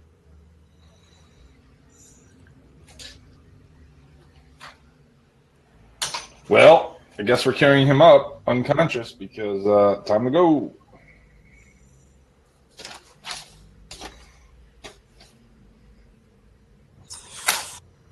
So you guys want to try and get a long rest in, or? Yeah, after this, I think we should. I walked away so you could take a rest, and then you followed me, and now you want to take a rest that's longer. Okay, let's do that. Put him down where we were. Let's go to sleep.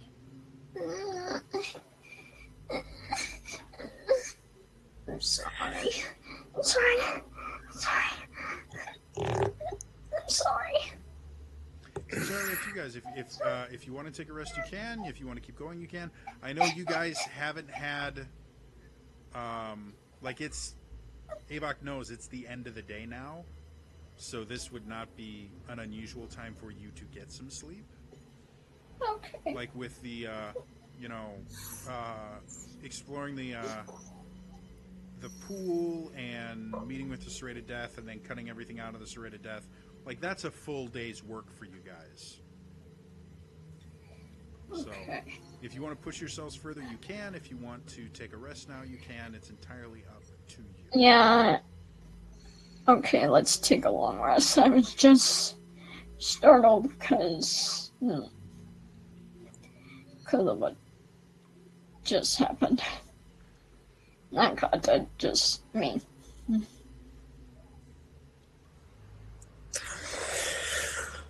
Set a watch or no? Yes. I will stay up for the first half of the night. Okay. Before going to sleep, I cast Lesser Restoration on myself. Okay. Again, it doesn't really seem to make you feel any better. You still feel pretty bad. Oh.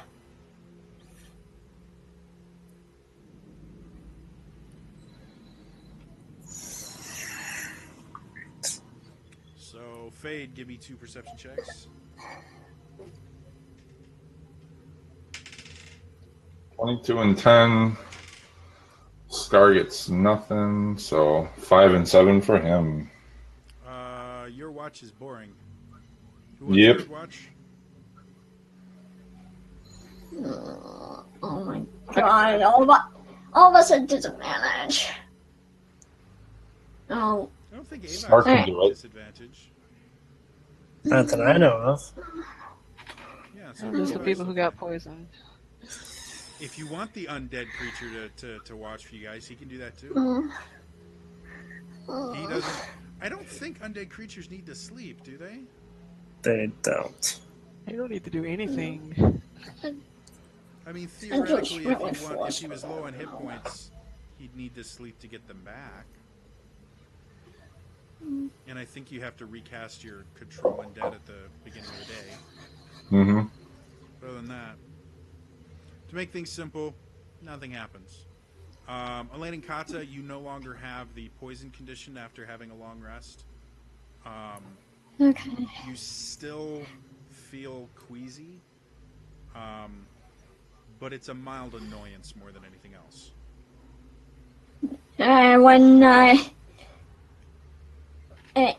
If I try to get up early, can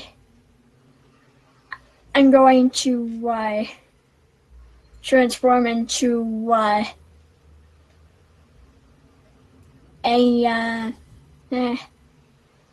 how about a dog and be up Fade? Dog and I'm sorry, say that Pee one more on time. Fade. Make a stealth check. No, he'll wake up, let it happen, take a sample, and say, "Cool, thanks." Dear God, it gets weirder and weirder every day. No, I'm sorry. So you guys get the effect of a long rest. Again, Kata and Elaine, you guys are no longer poisoned. When you wake up, the serrated death wakes up with you guys. Should I use my own stealth score, or should I use Don't worry about it. Fade's not gonna try and notice it, so. Moving on. 16 plus 5 if I'm myself? Okay. Hey, leave Yeah, it. you pee on him. He wakes up as he's getting peed on. He takes a sample. Awesome. Cool, thank you. Moving on. Yeah. So, serrated death is awake, and he's kind of rubbing his head a little bit. And he goes, What is happened? Where are we? Oh, a lot has happened.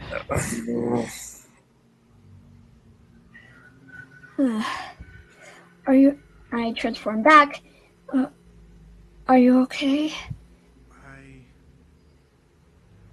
feel as if a weight has been lifted from me.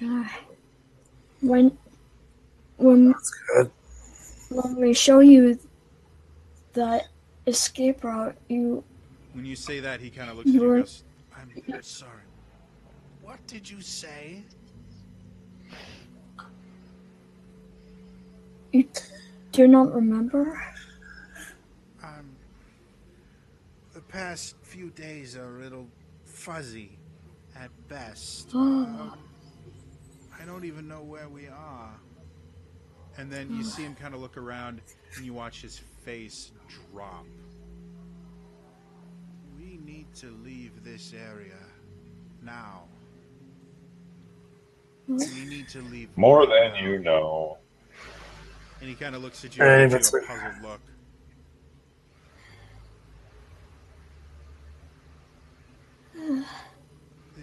This area is not safe. There is a reason people do not venture here. Yeah, we know. And then he looks over and he sees Scar. He's like, Mike! And then he kind of looks at him, does one of these things, and looks over at Fade. Is this your doing? Yep, he's with us. Let's go. Time to escape. You have a very demented sense of humor. Thank you. Call Fluffy. Why? What's 'Cause we're What's leaving. going on here? None of you are making any sense. Someone said something about escape. Not again. Hey, Elaine, you know this guy. Tell him what's up. Well, I've already been through this with him. Oh yeah, you're also chosen by the gods to do their work. So let's go.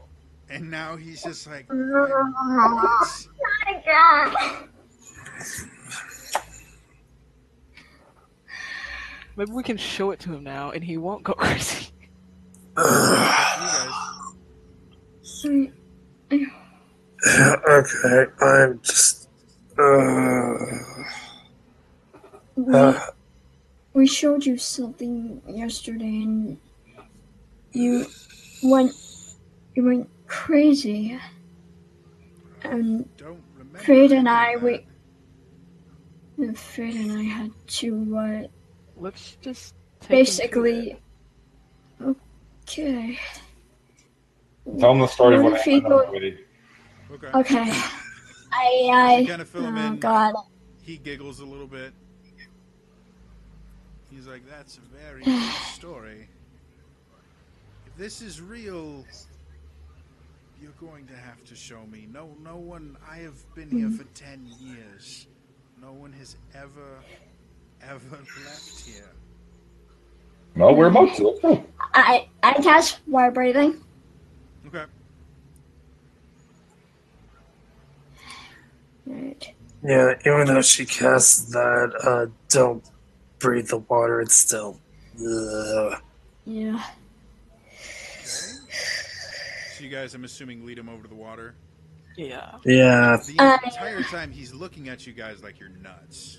Like he's going along with it, but it's kind of just this kind of pandering. Oh right, yeah, of course you're going to escape. Of course, yes, you're big, strong adventurers. You found a way to escape. All right, is he at the edge of the pool? Yeah. Good. I push him in. So he gets in. Oh my He says a God. few choice. Do you speak Dwarvish? No, I I don't. do. You know exactly what he says. The rest of the group doesn't.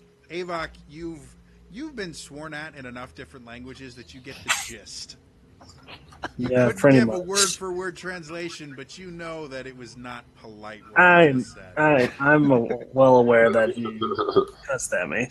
Anyways, I dive in and just like, let's He go. follows you. He seems to be like he's almost solid muscle. He's not quite as strong as you are, Avok, but you know, a decade of being in the arena, he's a tough guy, and so he keeps pace with you. I'm assuming the rest of you guys follow. Does and does he seem to be in a clearer mind than He seems different from when yesterday. Yesterday he seemed terrified. The closer you guys got, the more terrified he became. Now he just seems bemused. Good. Like you think he's generally getting a kick out of this. So you guys all surface on the other side. Any of you guys that attempted to breathe the water immediately stop because it was not fun. It's kind of like breathing smoke. Not deadly or painful or any way, just really unpleasant. Made you cough a little bit. You get to the other side. He sees the rope hanging there. He's like, "Oh, congratulations! Is this your new gym? You have a climbing rope and everything. Looks wonderful." Okay. Fuck you, first off. Second, and this is a warning, I know you have magic capabilities. Don't cast anything. I mean it. Yeah, actually, don't. Yeah, we've had we have had encounters with the things when now we you have. believe me that you should not be here. Yeah, we've learned firsthand the shit that happens. Anyways, Avok starts climbing up the rope. Without missing a beat, he starts climbing up behind you. All right, time to unclog the damn hole. Athletics check for me. Uh-huh. All right, that is 15 plus 7, 22. Okay.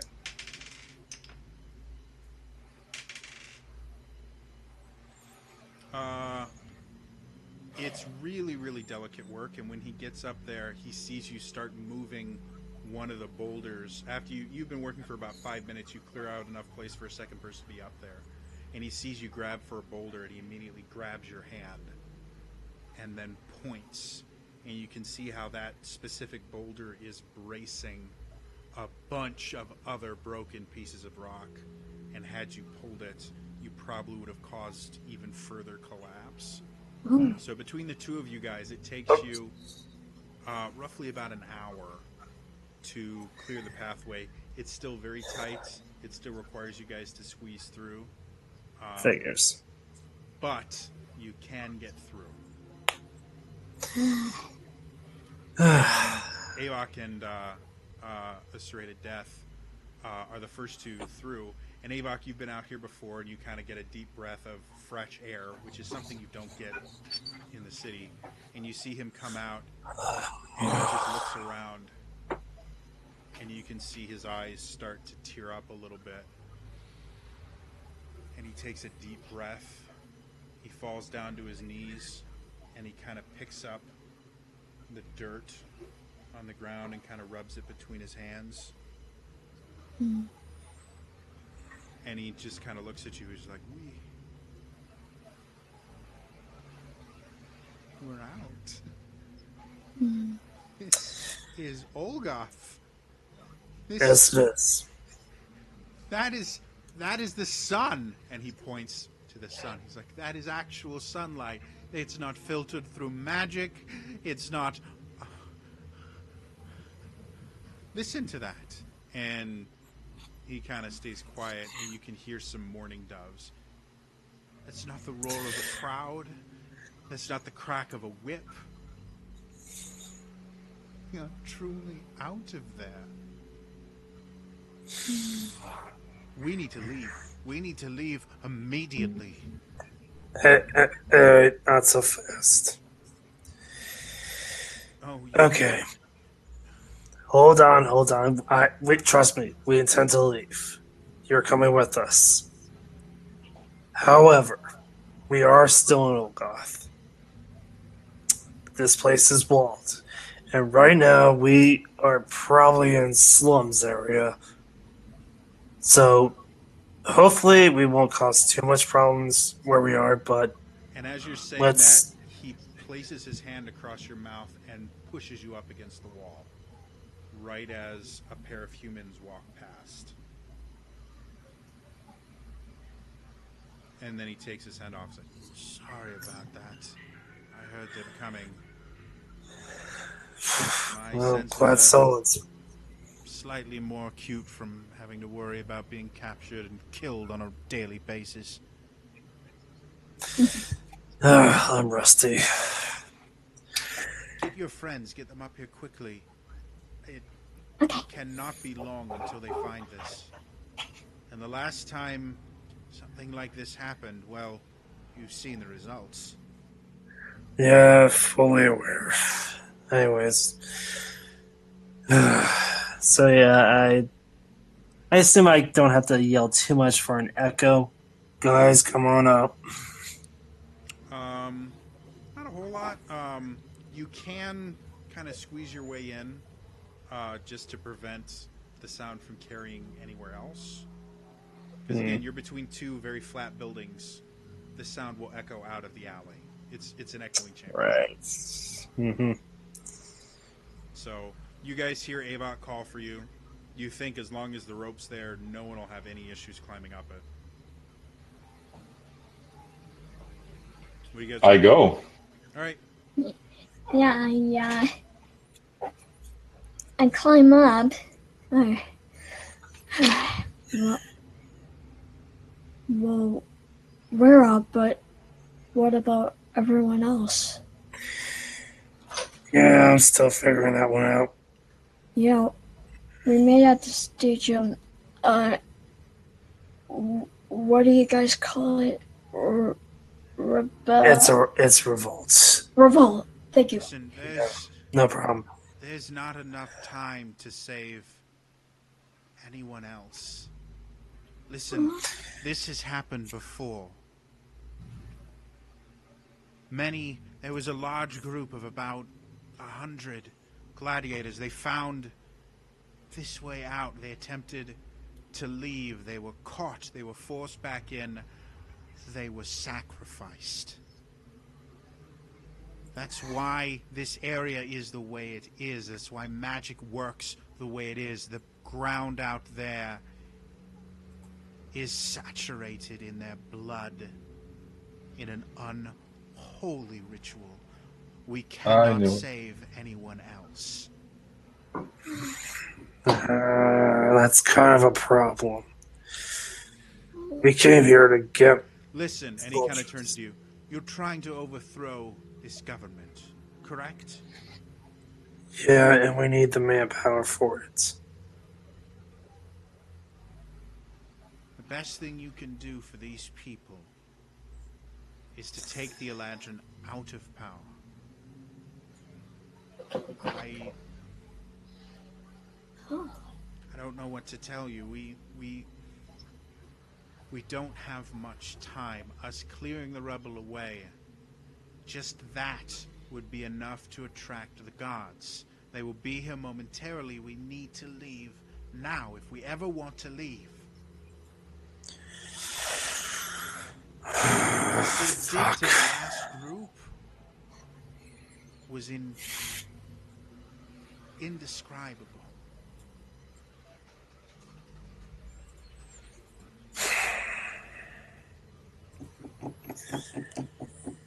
I quietly cast sending and tell the captain we need a way out. Stat.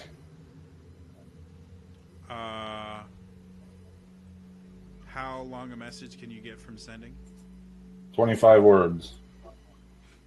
You get, holy shit, we thought you were dead. The old meeting spot's still good. Okay. Question mark. Oh, I don't want to burn two. I'll leave it at that. Okay. So you guys watch as Fade concentrates for a little bit and then opens his eyes. Captain's on his way. Alright then. Conjure animals ready if... And you see him start looking around, and then you see the serrated death kind of fall down on all fours and start drawing in the sand. And he starts drawing concentric circles. And he points in the second one from the center. You have the center circle, next one, third one, and then a fourth one. He points to an area in between the first and the second one. We are here right now. This is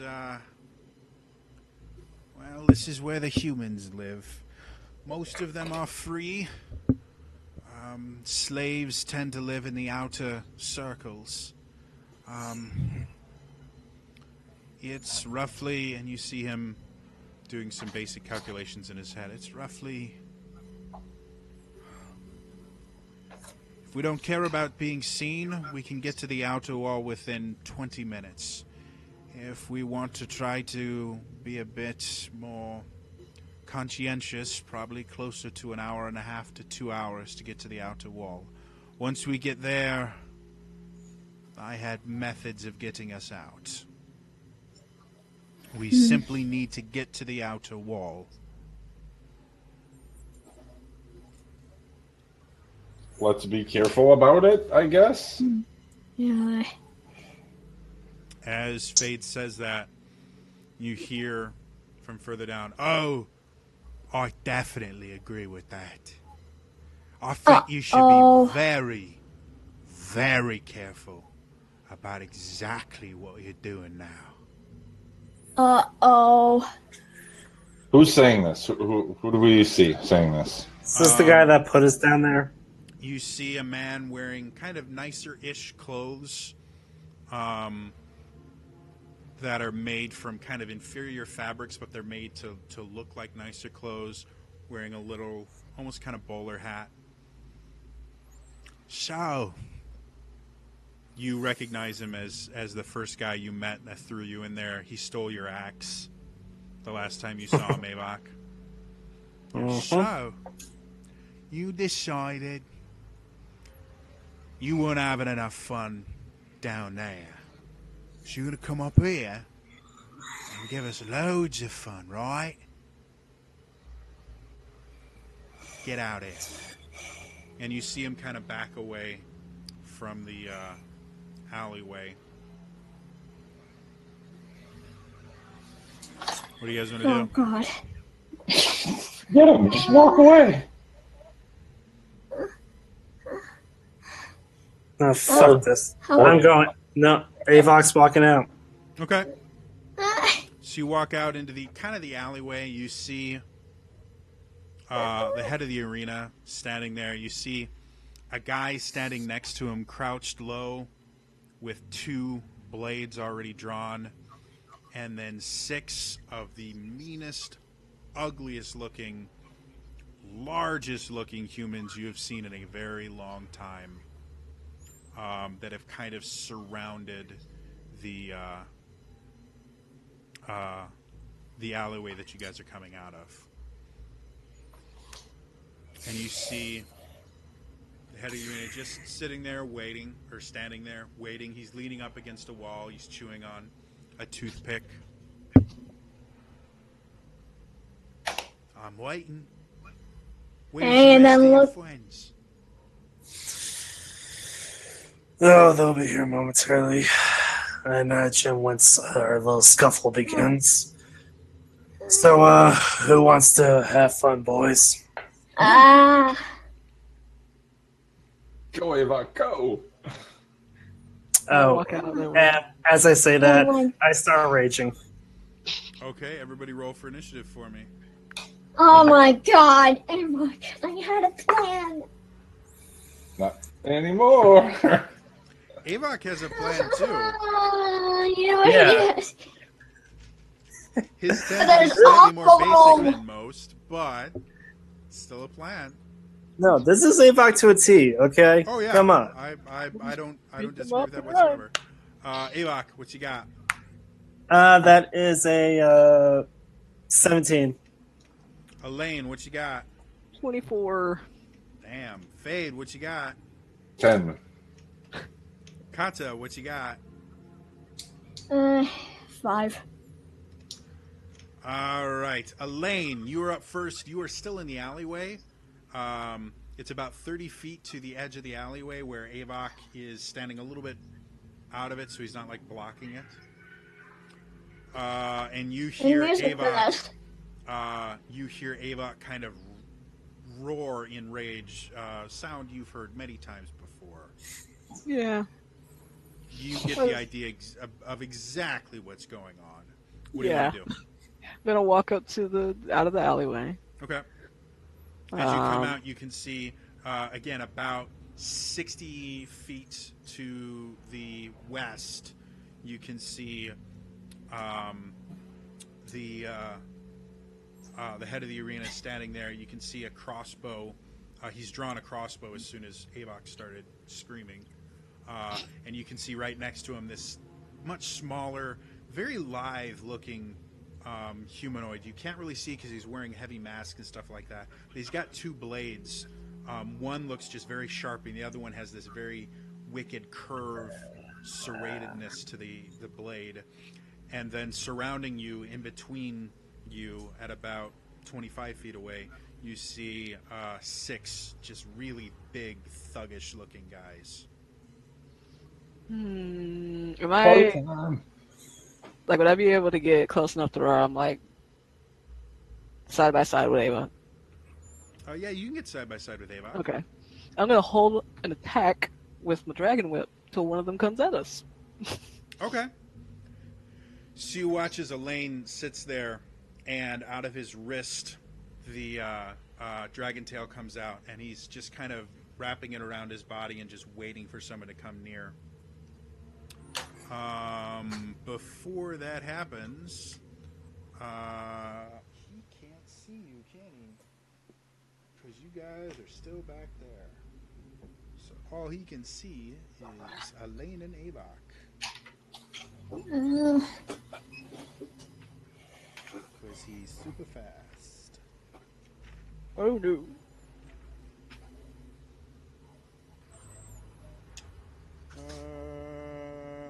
Cool. He takes a shot at. He's going to take a shot at Avok. Mhm.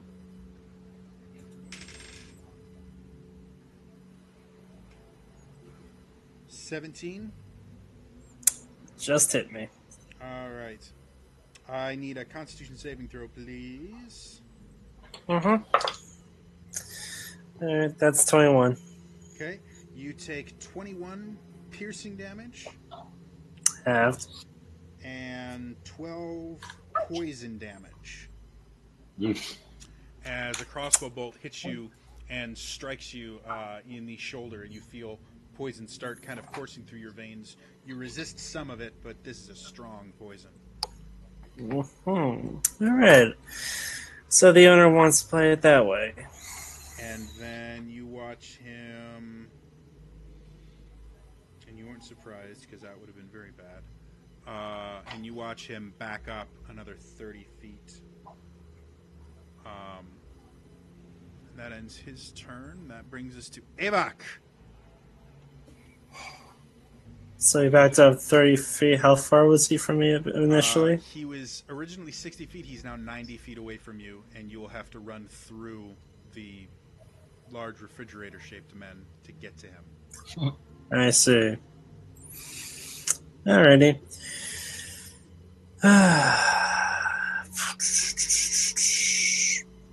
Oh, the crouching double-bladed dude. Do I recognize the getup he's wearing? As in back on Corrin's Island when we were attacked by mysterious figures? Different look. Gotcha. Alrighty. Actually, the way that he's standing and the way that he looks is unique. You, despite the fact that you fought a lot of different people, you've never seen this fighting style before. Alright. Well, okay. Well, I'll take a shot at one of the meaty guys. So, alright, meat shields. Number 1. Right? No. Notice they're wearing leather armor. Gotcha. 19 to hit. Definitely hits. Roll damage. Awesome. It's not too bad. Hang on. 4 plus 4 plus 2 plus another 2. It's 12 damage on the first hit. All right. He seems to take it. All right. Second attack. It's a 17 to hit. Another hit. Definitely hit. Awesome. Nice. There we go. That's what I like to see. Hang on. 4, 2. It's 19 damage on that hit.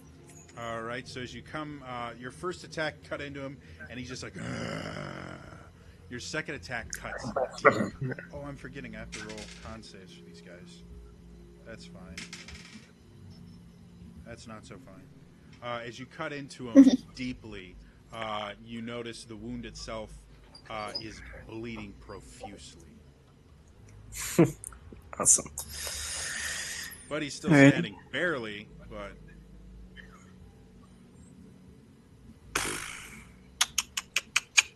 Okay. Yep, that's my turn. All right. That brings us to our good friend. He is in a different book.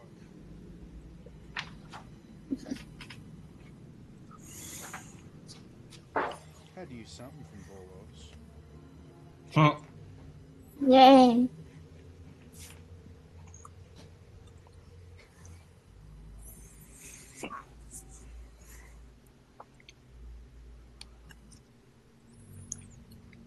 All right. So it comes forward, and as you see, one of the blades is definitely a scimitar, and the other one, again, you can't quite place. But he moves with blinding speed. You've never seen someone move this fast. And before you can even notice it, he's next to you, and he's swinging with the scimitar first. 19. That hits. So he sits there and he slices into you, and as he does, you feel your head just explode in pain. You take a whopping 6 slashing damage Half to 3. and 16 psychic damage. Ouch! 19. Good. That's not good. And then he comes around and tries to plunge this very wicked-looking dagger into you.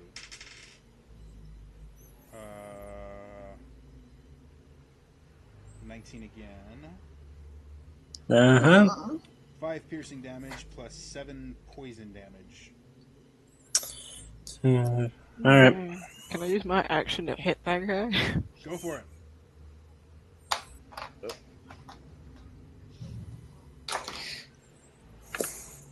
Oh, no. I rolled a 4 plus 3 plus 3. That is a 10. He seems to dodge very gracefully out of the way. Fuck you, man. All right, that brings us to Fade. You are 30 feet back in the opening, or in the alley. I'm gonna back up further, and then I'm gonna chill touch 2 of those guys. You can't, from where you are, the only people you can really see are Avok and Elaine. The rest of the guys, because again, it's a very narrow opening. So. Okay, then how can I help him?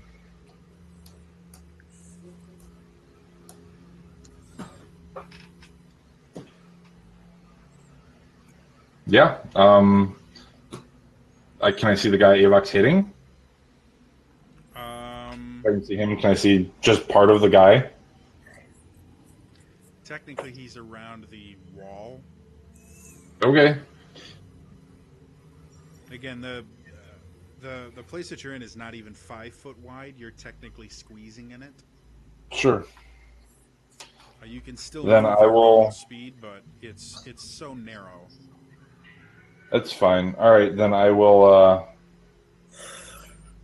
create a floating spectral weapon within range that lasts for the duration. I will make a spiritual weapon appear behind the guy because I don't have to see where it's going, and I'll have it swing and attack him. Go for it. Did you want to attack the dude that Avok did, or the dude that attacked Avok? Yeah, but it misses, so I guess that's it. Who were you attacking? The one that was closest to Avok, whoever he was swinging at. Okay. What was the roll? Because there's actually a chance. After 1. That one. Never mind. Total of 9. He has really bad armor class, so. Yeah. Anything else you want to do with your turn? You technically still have an action. I think I'll dodge. Okay. The guy in front of you keels over because he had 1 hit point and he's bleeding out. 2 more come up to you, Avok, and you notice that they are coordinated. Obviously, these guys have been trained to fight as a group. So the first one comes to swing at you.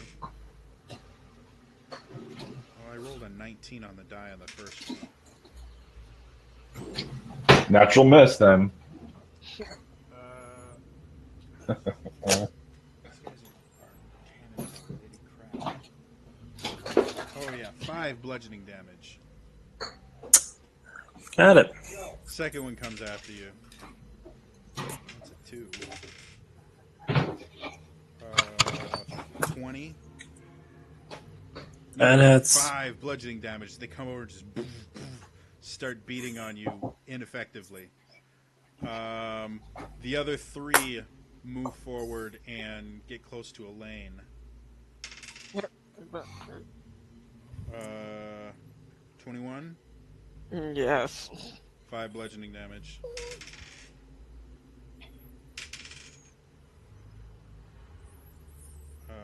16. Yeah. Another 5. 10. An 18. Yep. Another 5. All 3 of them just beating on you with their maces. Okay. That ends their turn.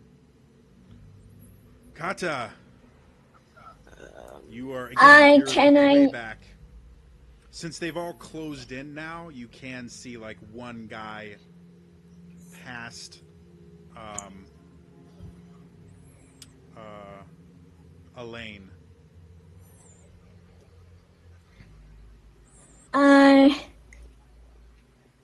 Can I get into a position where I can cast Erupting Earth at the guys surrounding him, but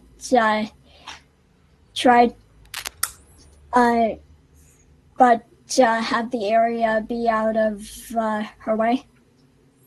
Yeah, what spell are you casting? Erupting Earth. Theoretically, yeah. Okay. There's plenty of space behind the guys, so is that a save, I'm assuming? Yep. How big an area Deduct does it hit? save. Huh? How big an area does it hit? Oh, why? 20 foot cube. You can get 4 of them in that, easily. What's your spell save? Let's see. I believe it's 15. 1 fail. Yep.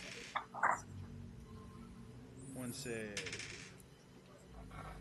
1 not 1. 2 save, 2 fail. Okay. So you guys watch as Kata sits there and concentrates, and Avok and Elaine, you watch as the earth just explodes in front of you, showering the thugs in front of you in debris and things like that. 2 of them kind of cover themselves. How much damage? 26 points of bludgeoning. Oh, dear Lord. Math is hard. Half for those that saved? Yep. So that'd be 13. Is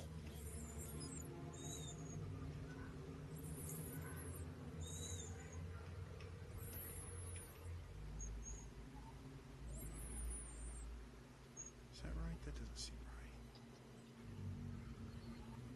That's why. Math is hard, folks. Stay in school. Cool. So, yeah, you do that. The 2 guys that weren't fast enough are bleeding profusely from their lips. Their lips are split. You can see bruises and stuff on them. They look rough. The 2 that cover themselves don't look as rough, but they definitely did not enjoy that. Anything else you want to do with your turn?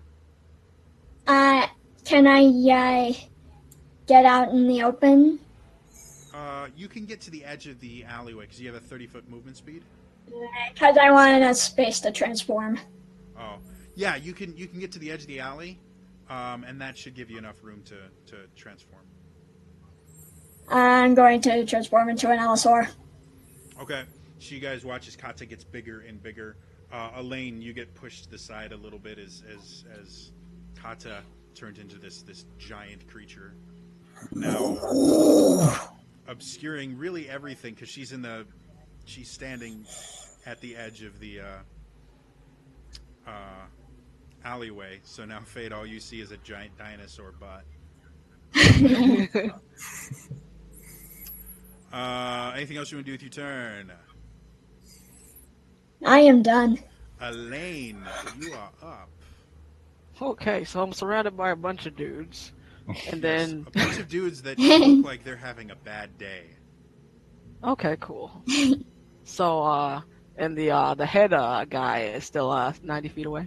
Yeah, he's 90 feet away, but the live dude is right next to Avok, who is, 10, 15 feet away from you.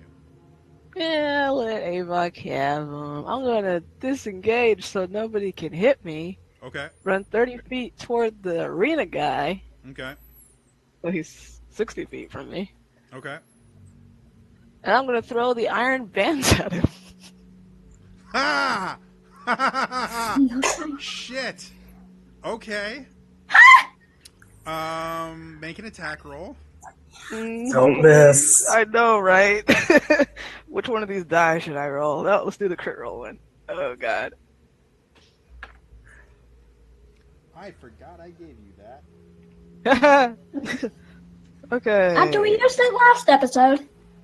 Right, we used it on Serrated Death, so he'll chill out. It was something like I wasn't thinking about it in this particular fight. Dexterity and proficiency bonus?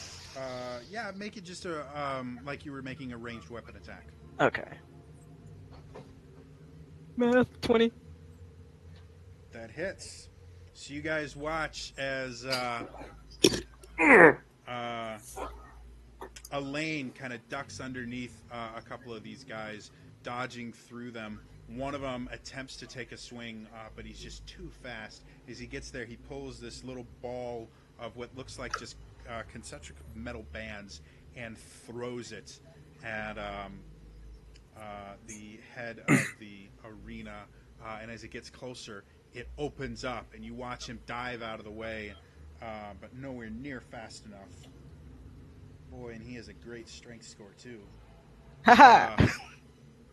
And they wrap around him, and he hits the ground hard. And He ain't going nowhere, he's restrained, right? Yup. He gets one chance to break out, otherwise it fails for 24 hours after Can that. he take actions at all? Restrain. Theoretically, Yeah, I you guess can they still make attack restrained. rolls when you're restrained. Yeah, it just says restrained. Okay. Let me look into the restraint real quick. Just Restrained fine. until you take a bonus action and ask the command, or if they break out of it. All right, so that was fun. I was like, oh hey, I can still hit that guy. It's his turn. So make a DC 20 strength. Just DC 20. Restrained creature speed becomes 0 and it can't benefit from any bonus to its speed. Attack rolls against the creature have advantage and the creature's attack rolls have disadvantage. Oh, well, he ain't moving anyway, so. And the creature has disadvantage on dexterity saving throws.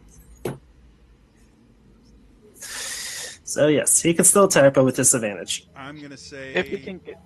that due to the loading property of the crossbow, he can't reload it. So he's going to Yes.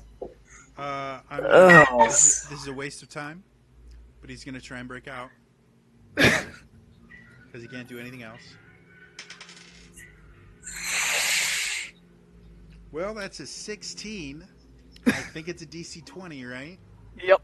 Yeah. And now they fell. Writhing against it, and he's trying to get it off, and he can't. Yep, automatic fails until 24 hours have elapsed. That's the end of his turn. Avok. Alright, well, I don't like the guy who just dealt psychic damage to me.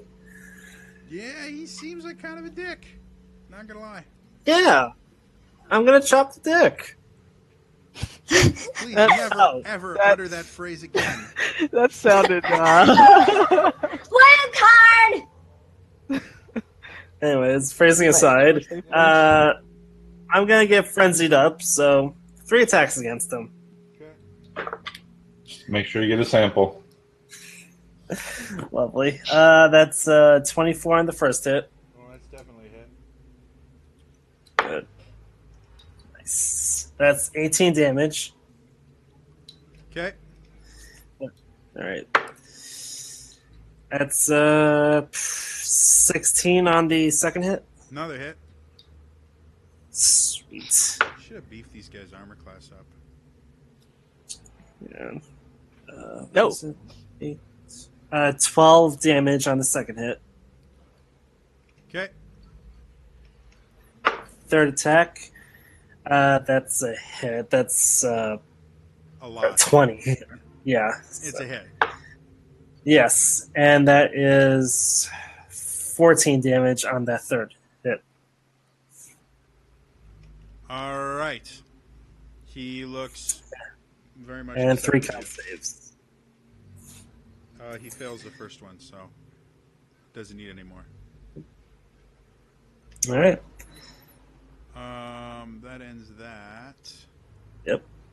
That That's my brings turn. us to him. You see his eyes kind of flash, and you see wings sprout from his back, and he bolts out of there. Whoa, do I get an attack of opportunity? You do. Good. First, he has to take his damage.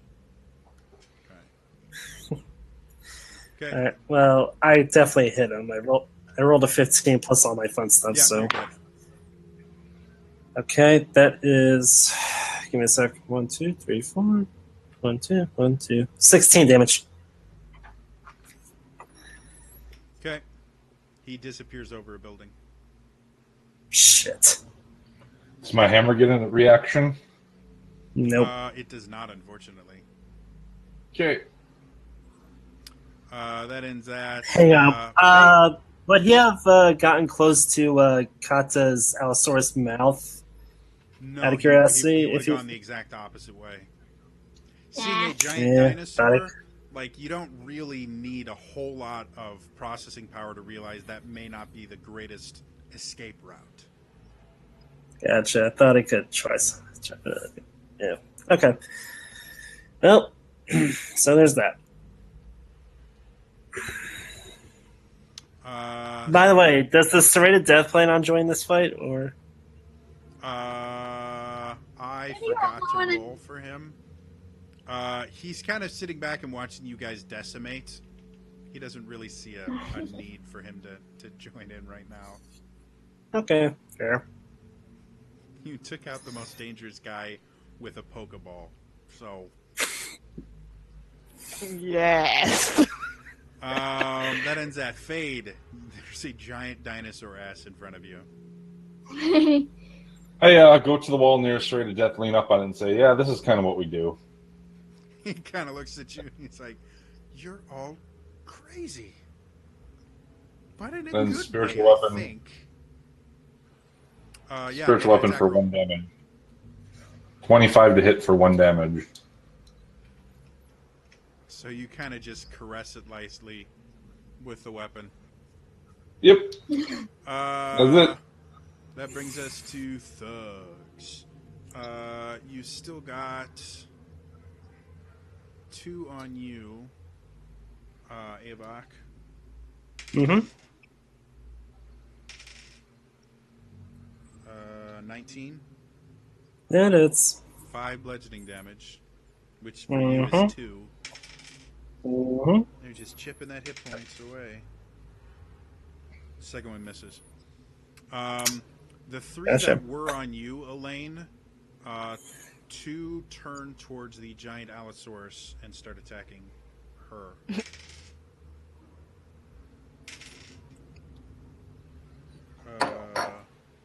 11. Misses. And the second one is, wow, I'm rolling low with advantage. 16. That hits. 5 bludgeoning damage as it hits you with a mace. Okay. And then the last one takes a swing at you, Elaine.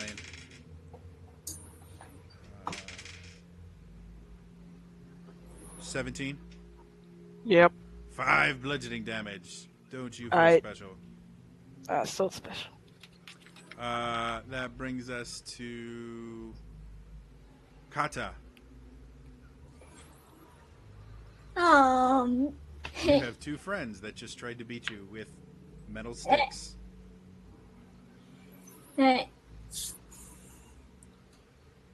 like they're blocking me from getting to the arena owner, right? Yeah. Bless you. Bless you. Thank you. I wouldn't worry about him. Yeah. Yeah. They've kind of at this point they've kind of formed a wall to where you can't even like push past him. He's not going anywhere anyway. Yeah. Okay, I'm going to claw at one of them. Okay. Make an attack roll. Okay. Oh, are you serious? 10. Just barely misses. As you come with one of your claws, he just dives out of the way as this giant claw comes down. You can see him visibly white after seeing his life flash before his eyes. Do you have multi-attack? No, I don't. Okay. Anything else you want to do? No, I'm good. Elaine. Okay, so since that guy is disposed of for forever, I'm just gonna let him lay there. Well, if you get close enough, it looks like he does have a blade that he could attempt to poke you with. If he could move. Well, he can move enough to get the blade. He can't reload a crossbow because, remarkably enough, that actually does take, like, it's complicated to do. Even a pump action. Yeah, that takes an entire round to attack once. Yeah, but little pokey thing, he could still poke you if you came near enough to him. Okay, I guess. Well, he's still 60 feet. Well, I can bonus He's just action lying dash. there. He can't move. I'm just saying he could try to attack if you were next to him. It's like I want to take the pokey thing. Save your points, we might need them. You can. Yeah, totally good. I'm gonna bonus action dash over to him. Okay. I'm gonna take his pokey thing. Okay. I'm gonna say this is a contested strength check. So make me a strength athletics check. What'd you get? 23. You got a 13. He sits there, and as you come close, he takes a swing at you and whiffs completely. Like you just you stop just short, and you watch him whiff, and you reach down and just grab the knife that's still dripping with poison, and you kind of wrest it from his grasp and just kind of look at him. Have fun down there? Anything else you want to do? No, that's all I could do, so. He's going to lay there. Avok. Alright, well, I've got 3 attacks, and I've got a bunch of schmucks who need to die. So, first one's going to be the one that Kata missed. Okay. The one whose light flashed before his eyes. Well, yeah, I got nothing on that one. I mean, as in retort-wise, okay? That's 7 plus fucking 9. 16 to hit. Definitely hit. You're looking at DC 11 for these guys. Like AC 11. Like they are cannon. That's fair. All right. 15 on that hit. He's gone. All right. Next guy. Go for it.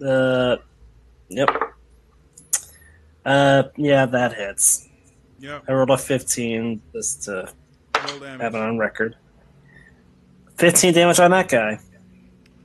He looks super, super rough, but still upright. Okay. Okay. Well,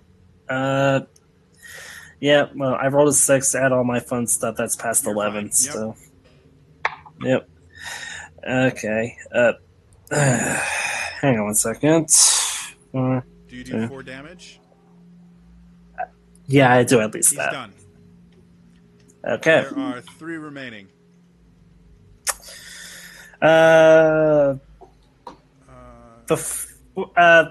the end of my turn, I just want to say, boys, come on. It is Fade's turn first. Talk to Straight to Death. What do you think about that axe he's got? Pretty cool, eh? I'll be done. Dodge. Do you want to attack with your spiritual weapon at all? No. Okay. They got it. It's fine. It's fine. They're all going to run. Avok, Kata, Elaine, you all get attacks of opportunity as they run like bitches. Alright. I'm going to bite this time, see if I can nom any heads. No, I Nom just nom. Nom nom. rolled a 12 and not a hit. 15! Oh. Yeah, definitely a hit. Roll damage. Roll Yeah. that. 19 damage from me. One down. Yep. Alright. I rolled a natural 17, so. You're good. Roll damage. You get sneak attack. Oh dear God. 13 piercing damage. Another one gone. The third one. You guys actually haven't hit one of them yet, so the third one that's taking the damage from Elaine is technically perfectly fine. We'll see about that. Oh, he's lucky I didn't roll a nat 20. Well, this is all I can do because I'm not dragon form. So.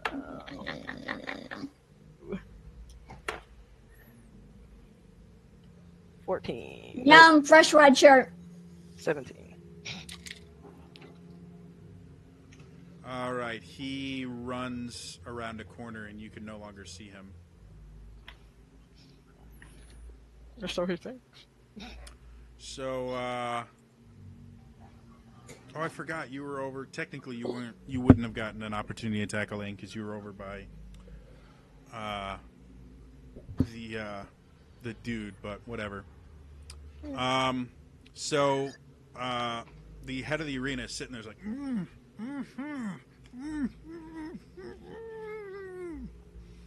what do you guys want to do? Guys, I got us a present. I am going to gently rest my foot over his head and let the rest of them try to see if they can get any deals out of him. Okay, he looks properly terrified of the giant dinosaur in front of him. The rest of you guys? Avok's gonna walk up. He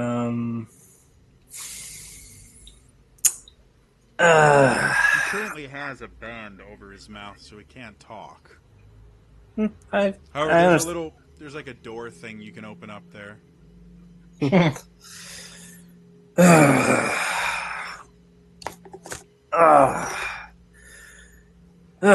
Well, that was fun.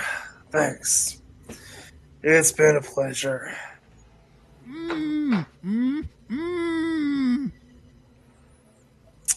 Should we let him say something? Just for shits and giggles? I guess. I sit down in the middle of this area and start casting a spell while they talk to him. Okay.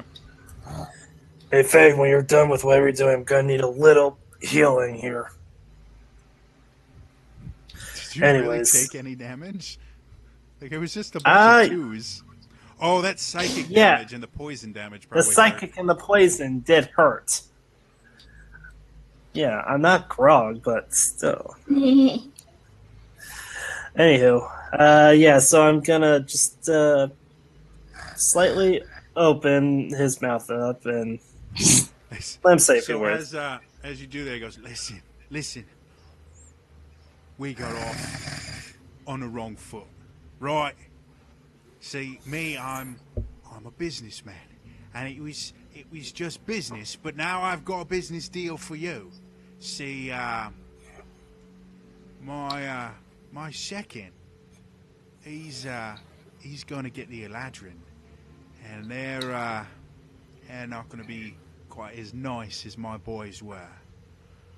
But you've got an hostage, a live hostage that's not hurt at all. It doesn't have any scratches on him or missing digits or anything like that. Like, it's totally in one piece and not crushed by a dinosaur. I think that might make it easier for you to lead your escape, right? No, not right. Here's the thing. You're not an Eladrin, so they could give two shits about you. No. See, I run the arena. They like me. See, I keep things working the way You're they're supposed to. replaceable. And you see him, like, you see this anger in his eyes. He's like, I mean this. I'm not replaceable. I'm irreplaceable. They've told me this before. I said Zip it. him back up.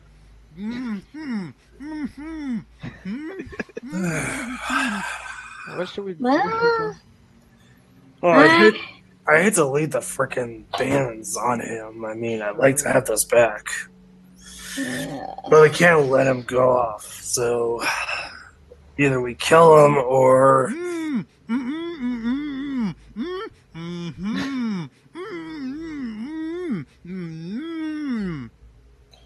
I need to get the killing blow if that happens, by the way.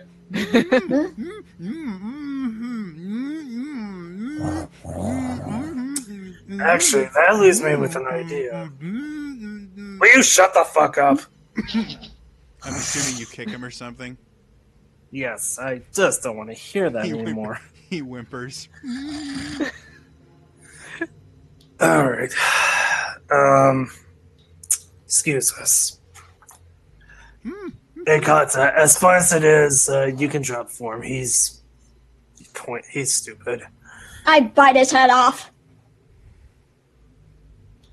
Please, no.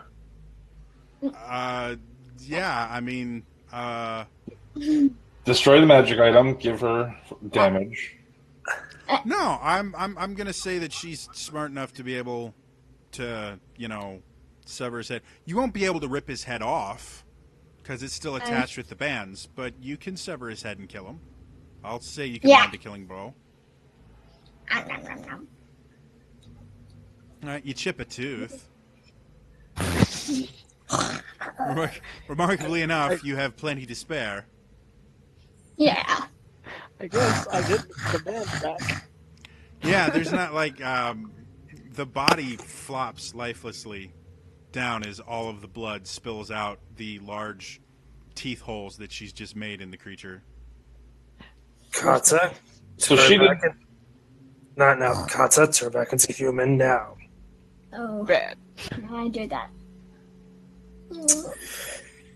I'm not going to yell at you, just there may have been a misunderstanding.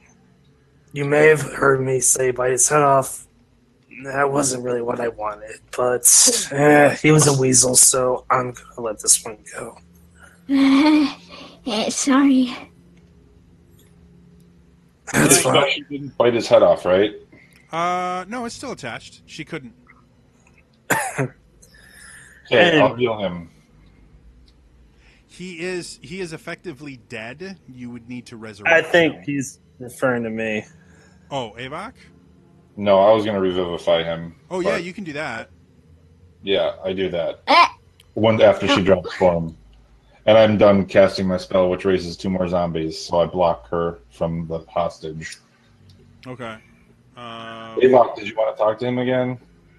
Due to the fact that no one's going to implore the Dark Lady for him, I'm going to just make a straight roll to see if the Revivify works. Well, before you do anything, hear me out.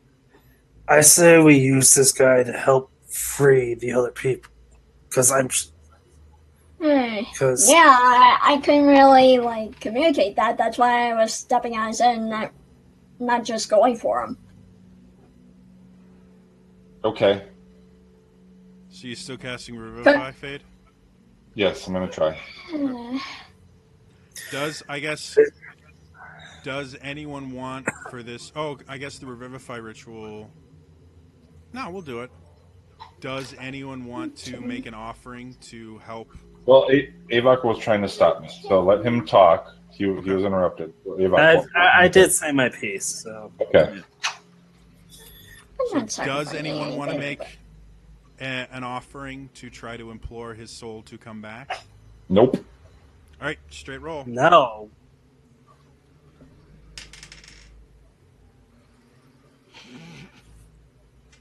The one time I roll high. Mm. He's alive again. Okay, I'm assuming, now Elaine, you took the bands off of him? Elaine, are you still there? I mean, yeah, I did say I took them Okay. off.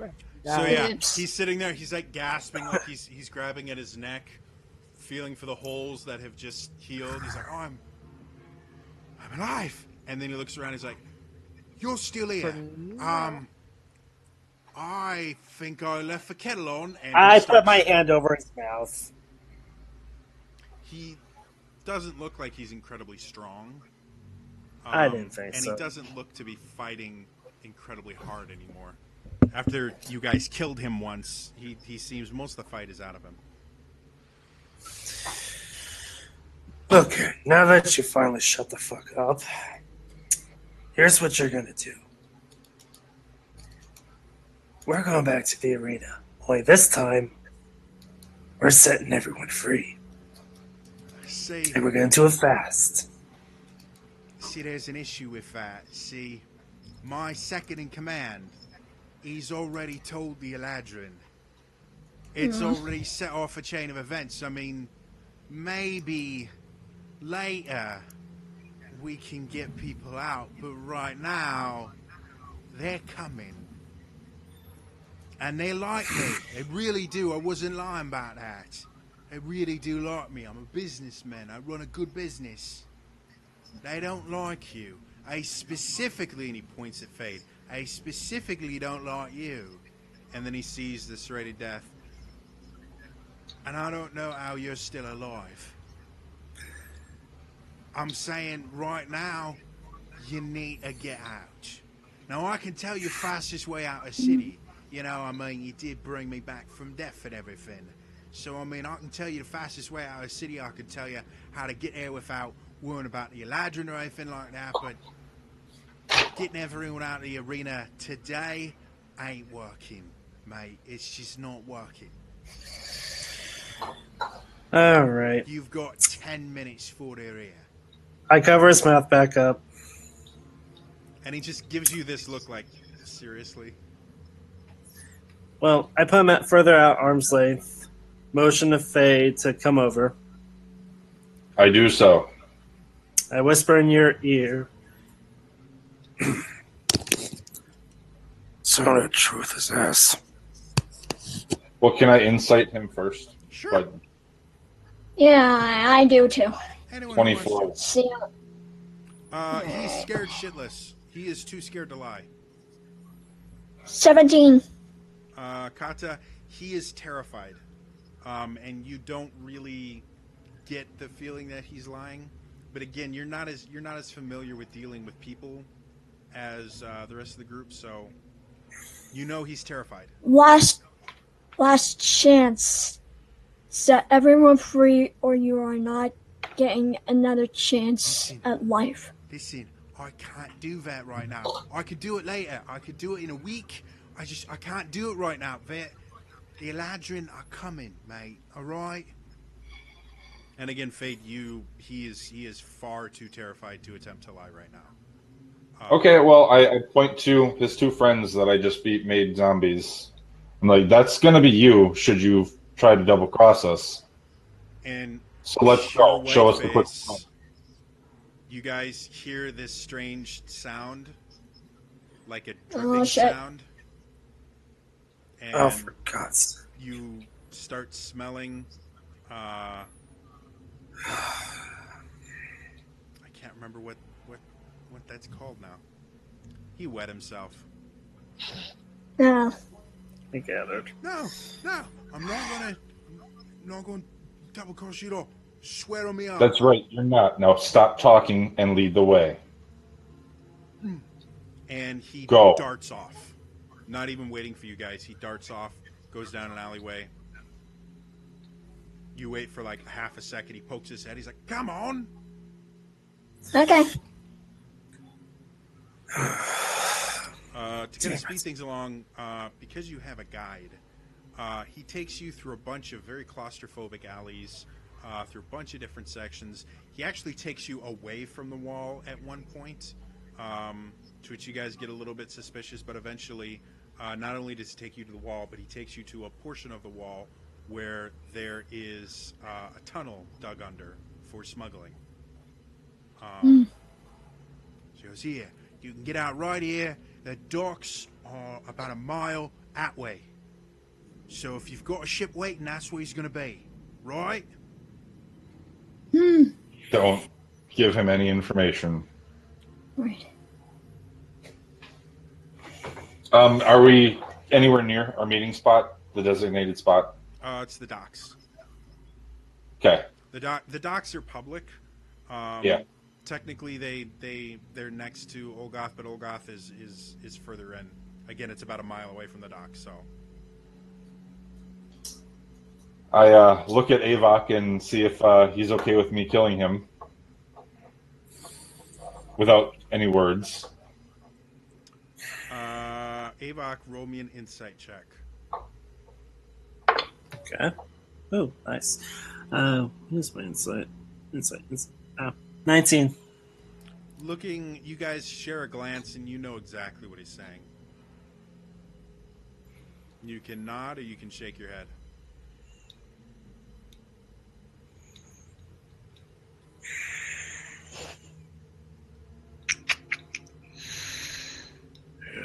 Well, since that's done, I'm going to be heading back. It's been lovely.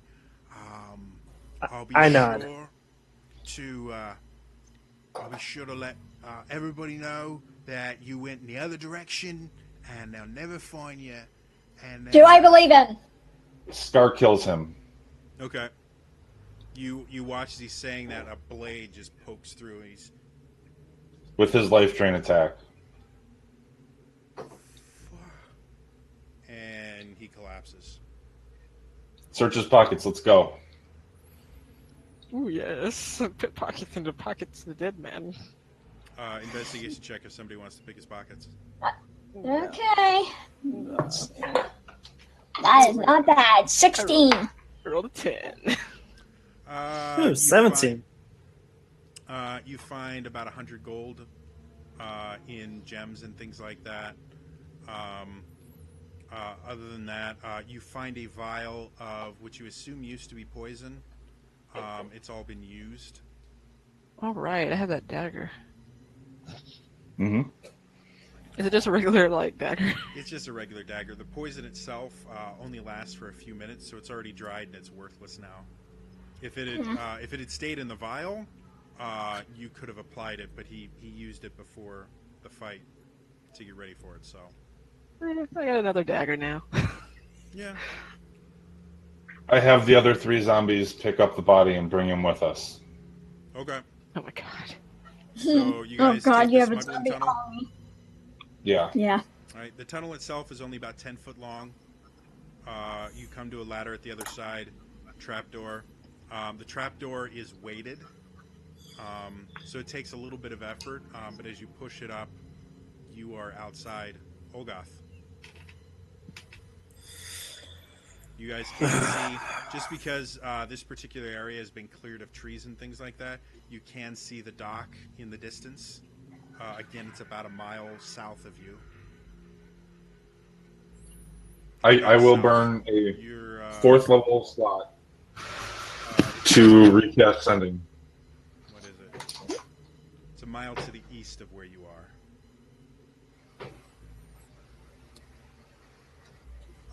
What do you say? I just give him our coordinates and say we're headed this way.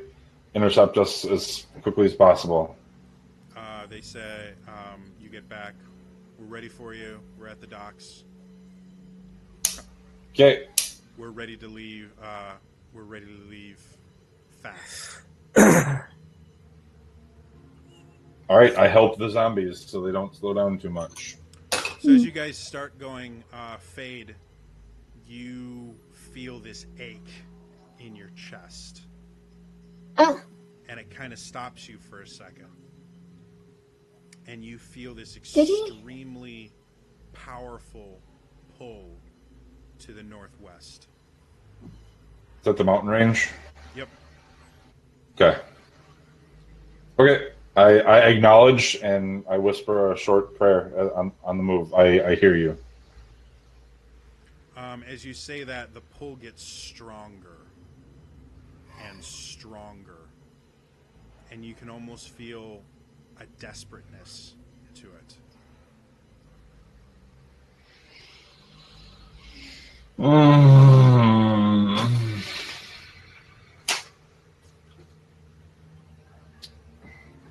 I told her I would listen, so I make sure that they get on the boat. Okay. And They then do. The serrated death gets on there. As the captain's there. He's like, all right, got ready, and he's getting like they're getting tow ropes up and stuff like that. They're about to get the gangplank. You see Avok, Kata, and Elaine already on the boat, and Fade is just standing there at the bottom of the gangplank, not moving. Fade, what are you waiting for? I got to go back. I throw the hammer to serrated death and say, "Work the forge. Do your best. Hopefully, I see you again." He kind of looks at it and he's like, "You're mad." I know. No kidding. God damn it, Fade, what the fuck is this? Fade! She needs me. I have to go. Shit. God damn it. Not this god shit. Captain, just go on without us. We'll find a way back. Now, bloody... Trim the sails. We're getting out of here. You, and he points at Fade.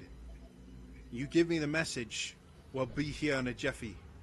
You keep yourself safe, aye? Thank you, Captain. I pray I see you again. Castle-Lot! And you see the ship starts to pull away. Avok, Kata, Elaine, what are you guys doing?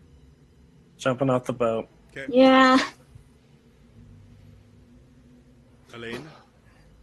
I guess I'll go with them. So, This is all, I guess, in my brain, mm-hmm. knowing this island, the Platinum City, and Olgoth, where we are, there is technically no reason the boat couldn't drop us off close to the mountain range on the side of the island, correct? Yeah, that's what I was thinking.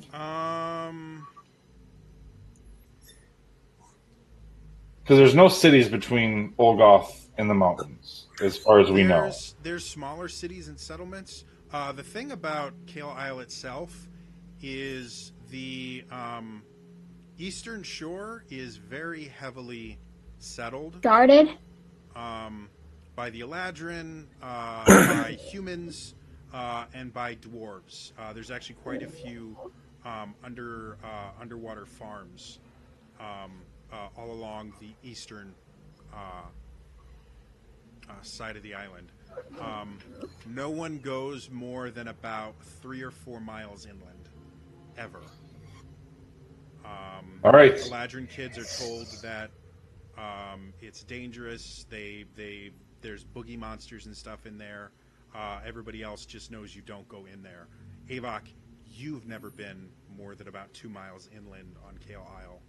The center of the island in general is forbidden for everybody. No one is allowed to go there. So as they're jumping off the boat, I see this.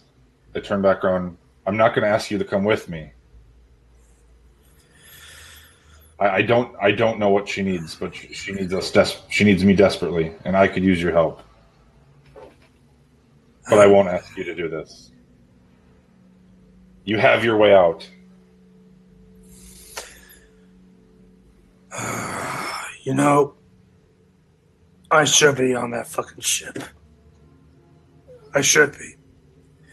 But for some fucked up reason, I decided to stick around. Not sure what that is yet. I think that might be faith.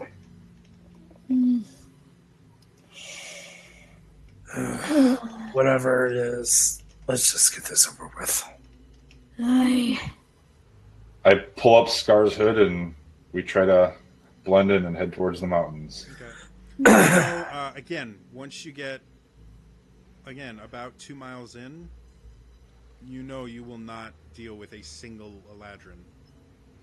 Like I will. You yourself are kind of terrified of going in. Oh yeah.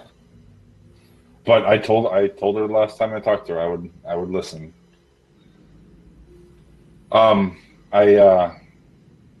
I make sure to remind Elaine that if push comes to shove and if I can't do it, the coin from Eighth Wind might get you guys out of here safely.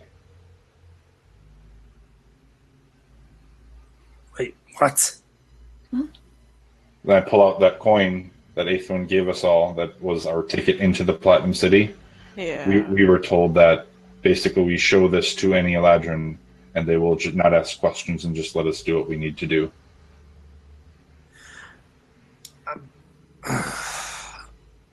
We all had one, but everybody lost ours when the boat went down. But I got my stuff back, so I have mine. I have mine too, but I threw it away. Kata doesn't have one. Yeah, she never got one. Can I? So I pull that coin out of my pocket and I just kind of look at it, and as I'm talking to Elaine, can I? I don't know. Does it have any magical properties? I know what it signifies, but can I just I don't know. Make an Arcana check. That's not the greatest, even though I'm a freaking caster. So I get a +2, 14. Can I guidance myself since I know I was going to do that? Sure. Just make it a 15.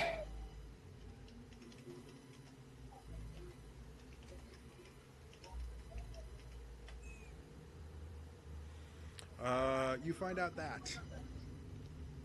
Okay. And oh Christ! All right, I have something to tell you later, but we need to get moving before more guards come. Okay. What? And that is where we are going to end it. Oh, God. Tonight. So, if any of you guys watching this is your first time, I do have all the other episodes minus the last one because I just haven't had a chance to upload it on my YouTube channel. It's youtube.com/TrainerJody. Also, follow me here on Twitch. It's twitch.tv/TrainerJody because I'm original. And you can follow me on Twitter. I'm at Trader Jody. I tweet whenever I go live. I do run D&D games every Tuesday. This is the first and third Tuesdays of the month. I run Tyranny of Dragons the second and fourth Tuesdays of the month. So please tune in if you want. Otherwise, that is all for me today, and I will see you guys next time. All right? Bye-bye.